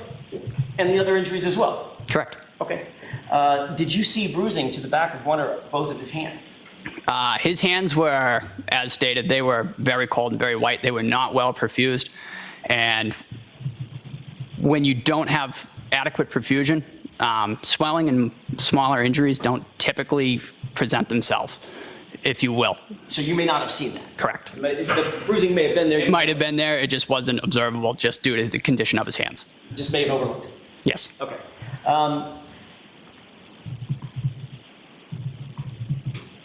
You indicated that you were not present when your colleague, Katie McLaughlin, was questioning anybody at the scene, correct? Correct. She was tasked with that responsibility, but you did not engage with her.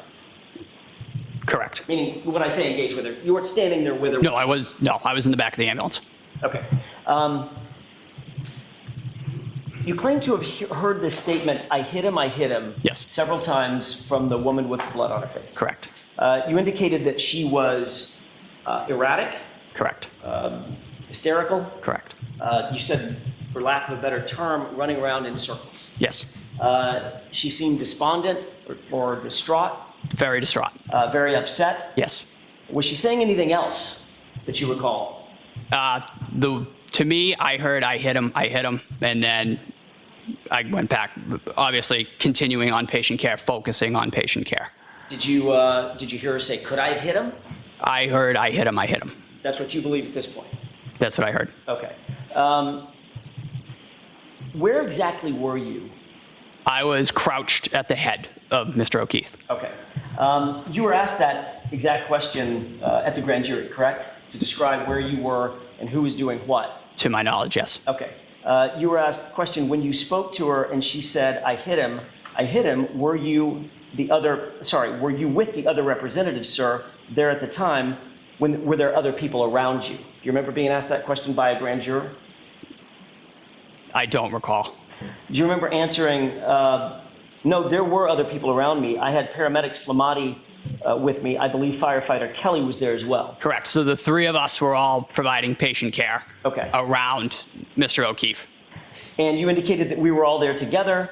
You were kneeling and you were doing the airway while you called him Tony. Yes, that's Anthony, Tony, yes. All right, he was doing the CPR, correct? Correct. And it's absolutely clear in your mind that when that statement was made, you were knelt down over Mr. O'Keefe. Flatti was doing CPR, Kelly was with you guys, and you posed the question to her, do you know him? Correct? Correct. Okay, so I want to make sure I understand this. You said, as you're knelt down, do you know him, directly to the female, and she answered your question with, I hit him. Yes. But that's not what you told Trooper Proctor in a February 8th interview. Okay. I don't recall what I told Trooper Proctor. Let's start at the beginning. Do you remember having a conversation with Trooper Proctor on February 8th? I do.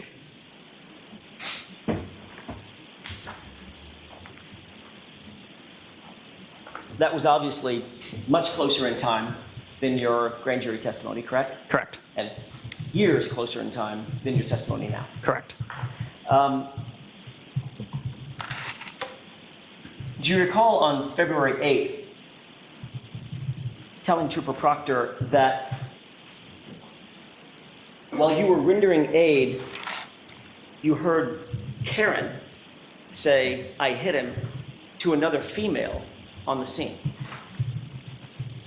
To another female, as I stated, I heard several times, "I hit him." In terms of who that was directed towards, I mean, again, focused on patient care. Understood. My question was a little bit different. Do you recall telling Trooper Proctor specifically that while you were rendering aid, you heard Karen say, "I hit him," to another female on the scene, and the other female told Karen to be quiet? I do recall that. Okay. That's not what you testified to today, though. Okay. Matter of fact, that story has changed to you posed a question and she answered your question. Correct? Correct. So which is it? So when ventilating a patient, typically, that is also used to gather information from bystanders, because as I'm ventilating, I can real quick look around. Do you know this individual?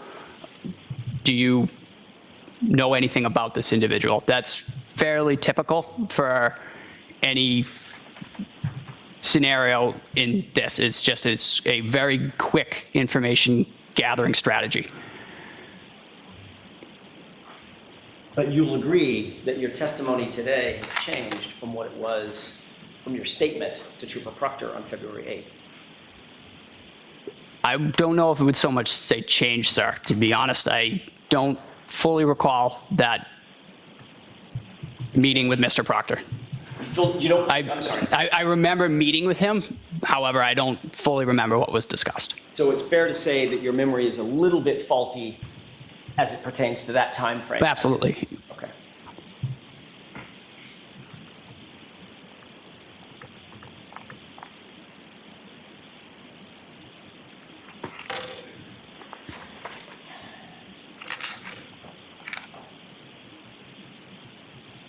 When you went to the hospital with the patient, did you ever inform any of the doctors or nurses or medical professionals at the hospital that you had heard a female claim to have hit John O'Keefe and that's the reason for his injuries? I did not give the report to the hospital. So the answer to that is no, No. you did not. As a first responder and a medical professional yourself, obviously you know that the cause and manner of the victim's injuries are incredibly important as it pertains to assessing how to treat that patient. Correct. Once you got back to the station and to take a breath, did you write any report? I did not. No, I did not write the patient care report. So you didn't write a report, just to finish my question, you didn't write a report that said, by the way, while I was out at the scene, I heard a female say, I hit him, and that's the cause and manner of the injuries. Not to my knowledge. Well, you would know if you wrote a report that said that. Correct. And you did not. I did not write the patient care report. Okay. At any time that day or any day subsequent thereto, did you contact the Canton Police Department, which were the first responders? I did not. Let me finish my question. And say, by the way, just so you know, I heard this woman say I hit him out of the scene. I did not. Did you ever, on that day or any day subsequent thereto, contact the Massachusetts State Police and say, I heard this person say I hit him? I did not. So the first time you ever repeated that statement was on February 8th with Trooper Proctor? Correct. And by the time we've come full circle to today, that statement has now pivoted. In terms? You didn't overhear the person say it to a female now. She's talking directly to you now. She spoke directly to me, yes. Have you, just one last point, you've obviously noted that this case has gotten an enormous amount of notoriety, correct? Correct. How many times would you say that you have discussed this case and this incident with your fellow firefighters? It's brought up around the station semi-frequently. However, being involved in it, we try to stay clear of it just because we are involved in it. So the answer is, there's been many discussions. Yes. Probably daily. Frequently. Have any of those discussions helped you with what you earlier described as a little bit of a faulty memory around that time frame? Objection, Your Honor. He can have that. Have they? Repeat the question for me, sir. Sure. Have any of those discussions helped you with what you earlier described as a little bit of a faulty memory? The memories that I have and the ones that I'm bringing up, I don't believe that they've changed. You know, I've played them over in my head to the best of my ability, and I don't believe my story is swayed. If they've been enunciated incorrectly on my part, that it wasn't intentional. Understood. And nobody's casting aspersions. Yeah. Memory's a funny thing. So your memory is as good about that as it is about that winter coat. Yes, sir. Thanks. That's all I have. Mr. Lally?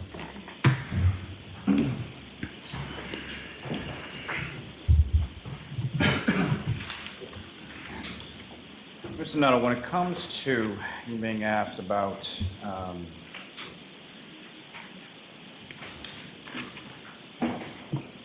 consistency of causality as far as different injuries that you observed on Mr. O'Keefe, correct? Rephrase that for me? Sure. Poorly phrased on my part. So you would have been asked on cross-examination about some things that the injuries you observed on Mr. O'Keefe could be consistent with as far as having been the cause of those injuries, correct? Correct.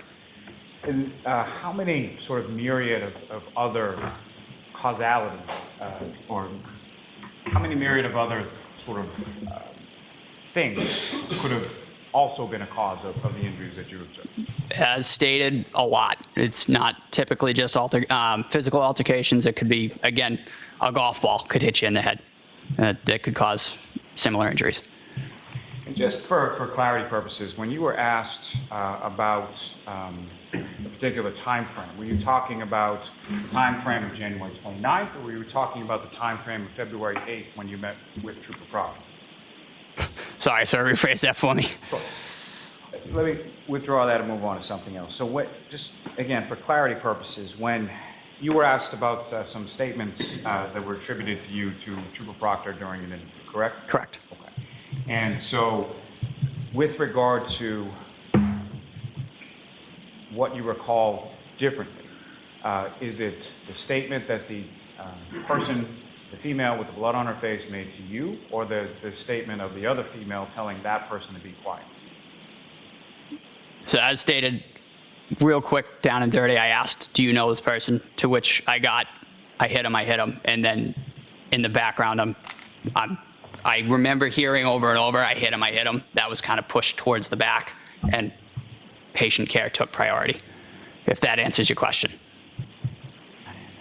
Do you recall specifically at this time the other statement that you were asked about as far as whether or not the other female told that female to be quiet?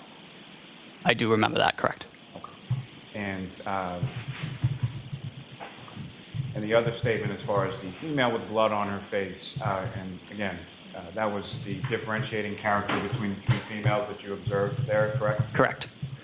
And your memory of that statement is, I hit him, correct? Correct. Nothing further. All right, Mr. Nutall, you are all set, sir. Thank you, everybody. Do you have another witness, Mr. Lally, to start? Yes, Your Honor. Your Honor, the Commonwealth will call Mr. Anthony Flatti to the stand.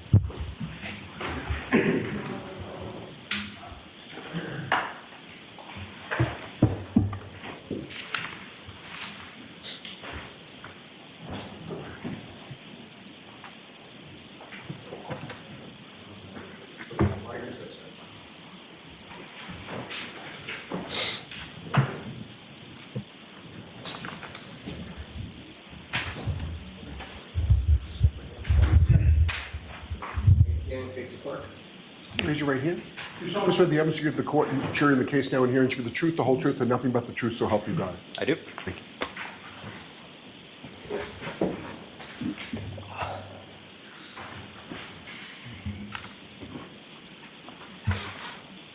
Whenever you're ready, Mr. Lally. Thank you. Good afternoon, sir. How are you? Could you please state your name and spell your last name for the jury? Name is Anthony Flatti, last name spelled Flematti. And how are you employed, sir? I'm a acting lieutenant at this time for the Canton Fire Department. And how long in total have you worked for the Canton Fire Department? Got hired in 2015, July of 2015, so coming up on 10 years. And prior to working with the Canton Fire Department, what, if any, other work did you have within sort of the same field?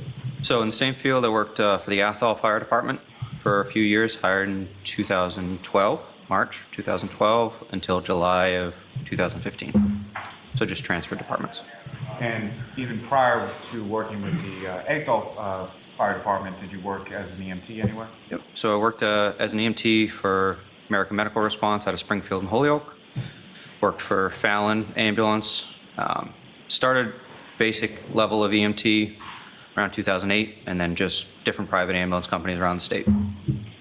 And just starting with the EMT side of it for the first, what, if any, training did you receive or education did you receive prior to getting your certification as an EMT? There's different levels of certifications for EMTs. The EMT basic starts out with about 6 months, a couple nights a week for about, like I said, about 6 months. Take a certification, practical, and written examination for that to get your basic level, and then you move on to the paramedic level of schooling as well. Can you describe for the jury a little bit about sort of what that paramedic level of schooling is? So the paramedic schooling starts, it's about 12 to 14 months, depends on the program, which school you go to. Night school 2 to 4 times a week for about 14 months, and then you start going into a clinical phase where you go into the different operating rooms, emergency rooms, OB/GYN, cardiac CCU, ICU. You do about 300 hours of education in that. Once you've completed a bunch of skill checkoffs under the supervision of an RN or a doctor, depending on the room, you would then clear that section of your schooling and then move on to a ride time phase, which is about 200 to 300 hours, depending on skills, what you need. That would be either in a fire department or a private EMS under the preceptorship of a senior paramedic that would kind of walk you through how to do the job and shadow you and supervise that you're doing things appropriately. You do that for about 200 or 300 hours. You write up different documentation, basically learning how to do it out of the clinical set and then more of in the field set. After that, you would, whatever job you have at that point, you would do an additional practical assessment, again, about 6 or 7 different stages of evaluation for physical skills. Then you would do a written test, again with the state. At that time it was the state, Massachusetts, to certify you as a paramedic. Then after that they have another 2 to 6 month preceptorship within the department to acclimate you to the physical location that you're working in. And so there's a written portion and a practical portion to both the EMT as well as the paramedic training? Yes, that's correct. And you successfully completed that and received certifications in regard to both? Yes. And those certifications, are they something that is just sort of a one-time blessing, or is that something that has a continuing educational component and a recertification? That's correct. So every 2 years we have to do a 48-hour refresher. So it's continuing education classes as far as national core curriculum classes that the national standard holds us to. So it covers different topics that they mandate that we cover every 2 years. And your certification is up to date at this point, is that correct? Yes, sir. And you mentioned that you're currently a lieutenant within the Canton Fire Department, is that correct? Yes. And how long have you been, have you had the rank of lieutenant? I'm a temporary acting lieutenant, so I've been that since, I believe it was February, up till this time. And within the town of Canton, how many fire station or firehouses do you have within Canton? So we have 2 different stations, headquarters and Station 2, that we operate of. And do you work specifically in one, or does it sort of rotate between the 2? Depends on the rank. So as a firefighter, we'd rotate through the different positions, or different stations. As the lieutenant, I'm the lieutenant right now at Station 1, so headquarters. And where is Station 1 located? 99 Revere Street.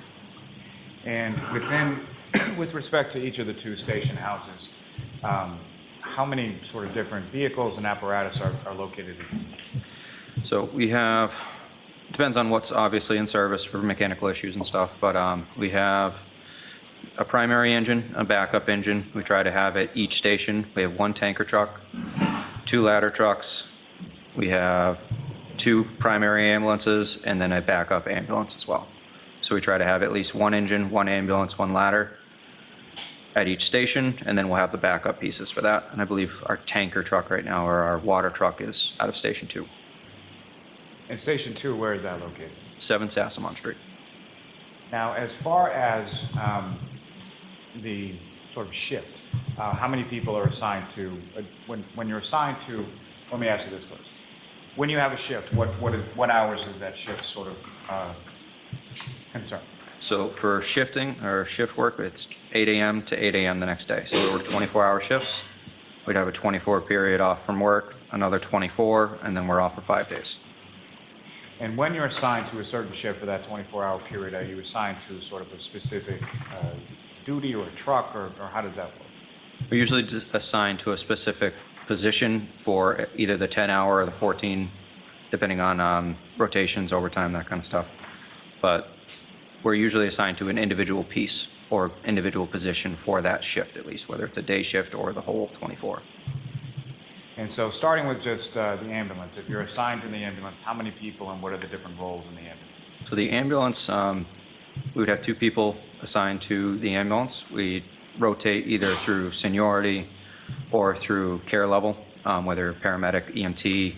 If you're both paramedics, then it would go by seniority and swap back and forth for call volume and teching, who's in charge of the call. And then we would also cross-man with the ladder as well. So depending on the call that comes in for service, we would either, on a fire call, we could take the ladder, medical call, we could take the ambulance.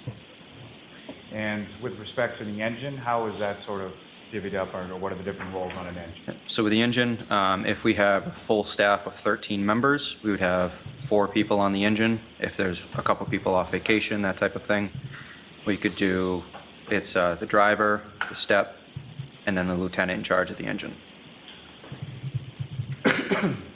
Now, if I could turn your attention to January 28th, into the evening of January 28th into the morning of January 29th, were you working on that occasion? Yes. Okay, you're working 8 a.m. on the 28th until 8 a.m. on the 29th, is that correct? That's correct. Okay.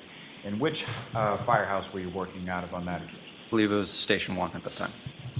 And what was your assignment in relation to that shift, whether it was ambulance, truck, or engine, whatever? That would have been Ambulance 1 at that time. And who, if anyone else, was assigned to Ambulance 1 along with you at that time? At that time, I was working with Matthew Leahy, not Leahy, sorry, Matthew Kelly. We have a lot of similar names. And what, if any, disparity was there between sort of the experience that you had versus the experience that Mr. Kelly had at that time? So Mr. Kelly had just started with the department at the BLS level at the EMTB, probably 2 or 3 months prior. I had just finished up his preceptorship, getting him onboarded as a new hire EMT, so very minimal experience at that time. So fair to say any sort of medical calls, you would have been sort of what they call the lead paramedic, is that correct? That's correct. Now, with reference to that particular time frame, the 28th, 29th, what, if anything, were you aware of as far as sort of weather, forecast, that kind of thing? Yeah, so leading into that shift, I knew there was a storm coming, and I had always lived a good distance away from work, so I would try and tie overtime shifts in so I wouldn't have to commute more than once back and forth, but with the storm coming, wanted to not have to drive into the weather, so I picked up overtime the night before that shift. And about what time did you arrive the night before? The night before, I arrived at 6 p.m. 6 p.m. is the start of the shift. And so you were essentially on shift for a relatively significant period of time leading into the morning of the 29th, correct? That's correct. And you mentioned that there was a storm that was forecasted. What, if anything else, do you recall about sort of what type of storm or what was predicted? Predicted it was going to be a pretty significant storm, heavy winds, heavy snow. Not something I wanted to drive in the morning, so if the opportunity arose, I took the overtime for that night. What did it turn out to be as far as? Exactly as predicted. We hadn't gotten much snow up until about midnight or so, and then snow developed since pretty much then on. And in a moment, I'm going to ask you about a call around 6 a.m., but just if I could take you back a little bit before that, over sort of the overnight shift, did you have any dispatches or calls that you responded to, say, after midnight, but prior to 6 a.m.? I don't believe so. I don't recall how many calls were prior to that. That one was kind of the key of the night. So you mentioned sort of, what if any memory do you have as far as like sort of when it started to snow? It would have been after 10 p.m. for sure, but I'm not sure exactly. Now, turning your attention to a little bit after 6 a.m., you get a dispatch for a medical call, correct? Correct. And just prior to that, what about time did you sort of get up, rise, and sort of, start doing things around the station that day? So shift change usually happens around 8 a.m. in the morning. It takes a while to get everything ready for normal business hours. We try and get the station prepped for public that come into the building or just people passing, going around. We try to prepare the sidewalks, the apron. So we get up around 5:30, if depending on call volume throughout the night. Sometimes we're up throughout the whole night. But we got up that morning around 5 to shovel, snow blow, salt the public walkways, that type of thing. And specifically when it comes to the apron, that's sort of the area in front of the garage doors, is that correct? That's correct. Okay. And so why is it so important to sort of clear off the apron as far as snow is concerned? Yeah, so as far as in front of the apparatus doors, it's a very limited height clearance between the top of the fire apparatus and the actual garage bay doors. So a few inches of snow would be enough to cause us to bump into the ceiling of the apparatus garage doors. So we have to keep that relatively almost bare to be able to pull the apparatus out without causing any damage. And about what time was it that you and the other firefighters at your station started to sort of clear off, whether it be the parking lot, the apron, or anything else as far as snow? I'd say about 5:15, 5:30. And at the time that you get this call, shortly after 6 a.m., about how much snow was on the ground at that point, if you know? I'd say probably 4 to 6 inches. And this dispatch that comes in shortly after 6 a.m., what was the dispatch in regard to it, and where were you dispatched to? So we didn't have much information going out the door, just that there was a man on the side of the road. And we knew, due to the weather, that it could be a significant call. So. Before I leave and depart on that just for 1 second, when it comes to when you were outside sort of shoveling off the apron and clearing some of the parking lot, in addition to the snow, what, if anything else, did you note as far as sort of the weather conditions, visibility, things like that? So visibility was extremely poor. High winds, probably 20, 30 mile an hour winds. Temperature probably in the 20s with still actively snowing at that time. In the winds, to the best of your recollection, was this something that was just sort of a gust, or was it sort of persistent? Sustained winds and then probably gusts as well. And so you received this dispatch, and you, I'm presuming, get in the ambulance and go, correct? Correct. And who, if anyone, is in the ambulance with you when you respond? So responding in, I had myself, Matthew Kelly, and firefighter Nutall had come in early as well to try and beat the storm and get in on time, because he was scheduled to come in at 8 a.m. that morning anyways. But with the heavy snow, wanted to make sure he could get in and be able to relieve the people coming off. And within the ambulance, where was everybody sort of situated on route to the call? I believe Matthew Kelly was driving, I was in the passenger seat, and Nutall was in the back of the truck. And as far as during the course of your going from Station 1 to the scene on Fairview Road, what, if anything, did you note as far as sort of the road conditions, visibility as you were driving? So that neighborhood is actually relatively close to the station, so you normally get there in a couple minutes, but it was slow driving over there. So I remember going pretty slow to get over to the scene. And as far as this particular time of day, what was sort of the lighting like at that point? Had the sun come up or anything like that? Sun had not come up yet. It was still dark, heavy winds, heavy snow, so visibility was almost zero. And as far as what, if any, other sort of apparatuses from your station were dispatched to this call as well at the same time? So the other call would have been, or the other vehicle would have been engine 3. And just engine 3. Car 5 will sometimes go. That's the shift commander for the department, depending on the nature of the call, how it comes in, and the ambulance. So it would have been the 3 apparatus. And do you recall who, if anyone, was in either car 5 or the engine? So car 5 would have been, at the time, Captain Wendell Robery.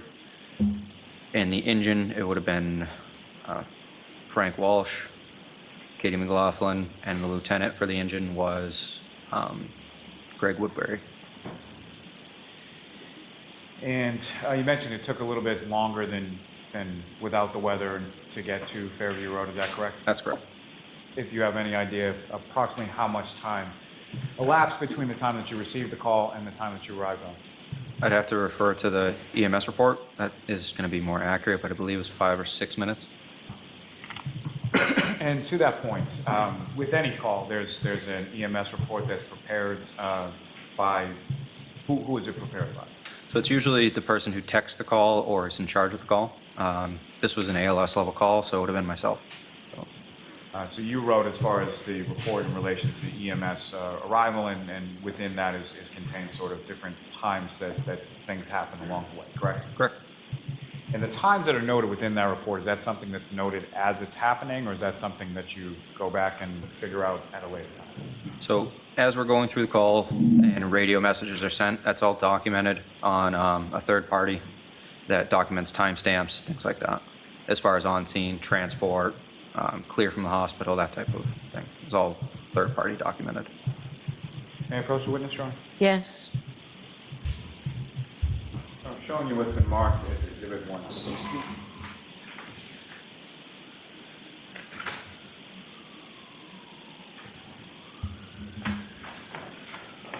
Specifically turning to the 7th page and asking you to direct your attention to the far right column.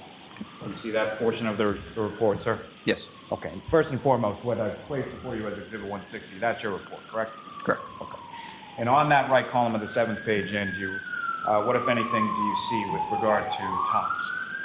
So we have our dispatch time, 6:06, en route time, 6:07, on scene, 6:14, at patient, 6:15, and we had transported from that scene at 6:27 and arrived at destination at the hospital, 6:45.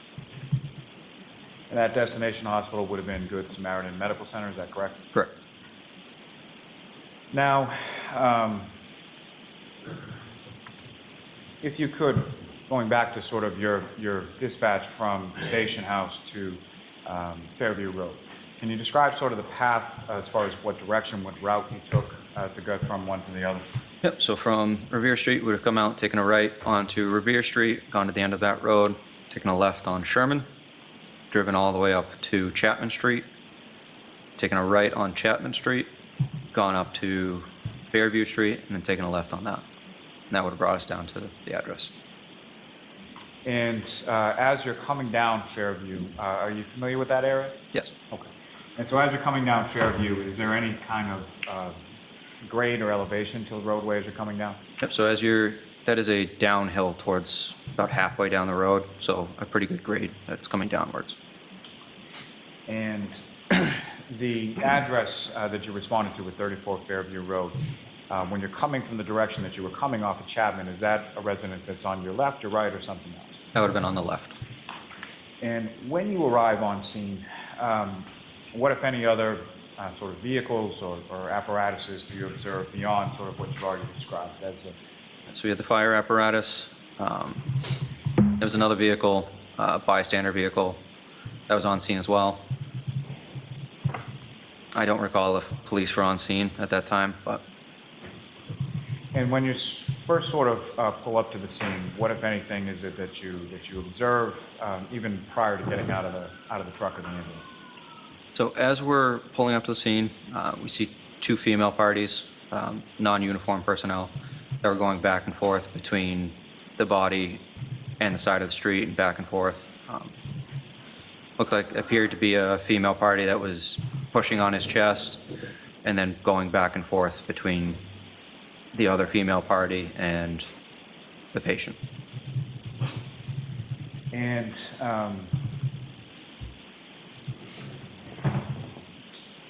Again, so when you first sort of pull up, you're able to see the body on the ground, is that correct? It was, yeah, you could see a body, but it was very hard to see that distance away. And do you recall any sort of like overhead or ambient lighting, street lighting or anything like that illuminating in that area? I don't recall. Now, this individual, as far as the person on the ground, at some point you were able to subsequently identify who that was, is that correct? Yes. Okay, who did you identify him to be? So identification won't normally happen right at that bedside. That's not really relevant to initial treatment. We found out who it was when we got into the ambulance and we were able to do a more thorough search once interventions had started. So when you first arrive on scene, fair to say you're primarily or only sort of concerned with patient care, correct? Yeah, correct. To the point you sort of tunnel vision to the patient, correct? Yeah. So you arrive on scene and you get out of the ambulance and where is it that you go? So we then go grab all of the equipment that we're going to need to work on the patient, and then we bring that equipment over to the patient's side to be able to start treatment. All right. Mr. Flatti, I'm going to stop you there. I'm going to stop you, Ms. Tallali. Jurors, that's it for today. We are not in session tomorrow. I remind you, please do not discuss this case with anyone. Don't do any independent research or investigation into this case. If you happen to see, hear, or read anything about the case, please disregard it and let us know. We'll see you on Thursday morning, and Thursday will be a half day as well. Thank you very much. All rise for the court, please. Follow me. That's all. Just here. Well, that is all for today in the Karen Reed trial. Just a half day of testimony today, which will be the normal schedule for the court on Tuesdays and Thursdays. I'm Paula Eben. We heard some of the defense questions for the first time after no cross-examination from their part yesterday. The defense questioned the 3 first responders who testified, beginning with Canton Police Officer Steve Saraf. Now, he was one of the first people to arrive at the scene after John O'Keefe's body was found in the snow back in January 2022. Never saw or otherwise observed or located a single piece of taillight material, did you? No. You certainly didn't see 45 pieces of broken plastic or taillight material, did you? No. Between Karen Reed and Jennifer McCabe, which one of those 2 women, based on your observations, appeared to you to be more focused on physically trying to save John O'Keefe's life in the moment? At that point, it was Karen Reed. Now, Officer Saraf was followed by another Canton police officer and 2 firefighters. Now, as far as the defendant, Ms. Reed, what, if anything, do you recall her sort of doing as you're on scene and as you're going about what you're trying to do? She was screaming, is that my boyfriend? Is he dead? And when you say screaming in a fairly loud voice, correct? Very, very loud, yes. And as far as that sort of phraseology, as far as is he dead, how many times was that something she said? Once, more than once, or something else? Repeated many times. And with the same sort of volume that she had said it with, as you described the first time? Yes. You testified at the grand jury that you noted that once he was in the back of the ambulance, under better lighting, you were able to tell that he had trauma to the right side of his head. Correct. Is that right? Yes. Are you talking about the major trauma that he suffered to the back of his head, or the egg that you earlier described? I was more just because it was directly in front of me. It was on the front side of his head. Okay. So it wasn't the right side of his head. If you said right side of your head, you might point above your ear, right? Correct. That's not yes. where you're talking about. I was, and to use my person, I would say right here. So more towards the right, above his right eye. Right of center, but still on the front of his head. Correct. Paramedic Timothy Nutall was followed by another Canton firefighter, and we will have his testimony for you later this afternoon. For now, let's bring in WBZI team Chief Investigator Cheryl Fiandaca, who is also a lawyer, to talk about what happened in the courtroom today. What stood out to you? Well, you know, both sides are going to go back and forth for a little while here, as you saw. You know, the prosecution's getting their witnesses out early. That's what their job is, to say these were the first responders. She said right at the scene, I hit him. But you heard the defense say she was very upset. She tried to save him. She had blood on her face because it looked like she attempted to give him some CPR. So both sides are being able to put their case together for the jury at this point. Right. And the attorneys seem to want these paramedics, police officers, to become very specific about the motivations that they saw of everyone walking around the scene. Right, and you know what they're saying is that they saw that she was very excited, and there was a lot of commotion going around, but they were focused on trying to save him, trying to get him medical attention. And at the same time, the defense is saying, well, she was concerned for her boyfriend. She was saying, is he alive? Is he alive? So, you know, both of these situations at this point cut both ways. Right. So tomorrow, no court because it is Law Day. It's Law Day, right? Ironically. Ironically, yes. Eisenhower made it Law Day May 1st, you know, to celebrate the justice system. And I think a lot of courts use it to bring students in and kids in to introduce them to judges, probation officers, clerks, district attorneys, lawyers, just to give them kind of an overview of what the court system's all about. Right. It's a cool thing. We have no coverage tomorrow, but and this will be the schedule, half days on Tuesdays and Thursdays as the trial moves forward. Right. Well, thank you so much. So again, no testimony tomorrow due to the court holiday. Tomorrow will be another half day for the jury, and on Friday, the jury will actually be going to the scene where John O'Keefe was found dead before coming back to hear more testimony. You can watch it all live right here on CBS News Boston, Pluto TV, or right on our website, WBZ.com.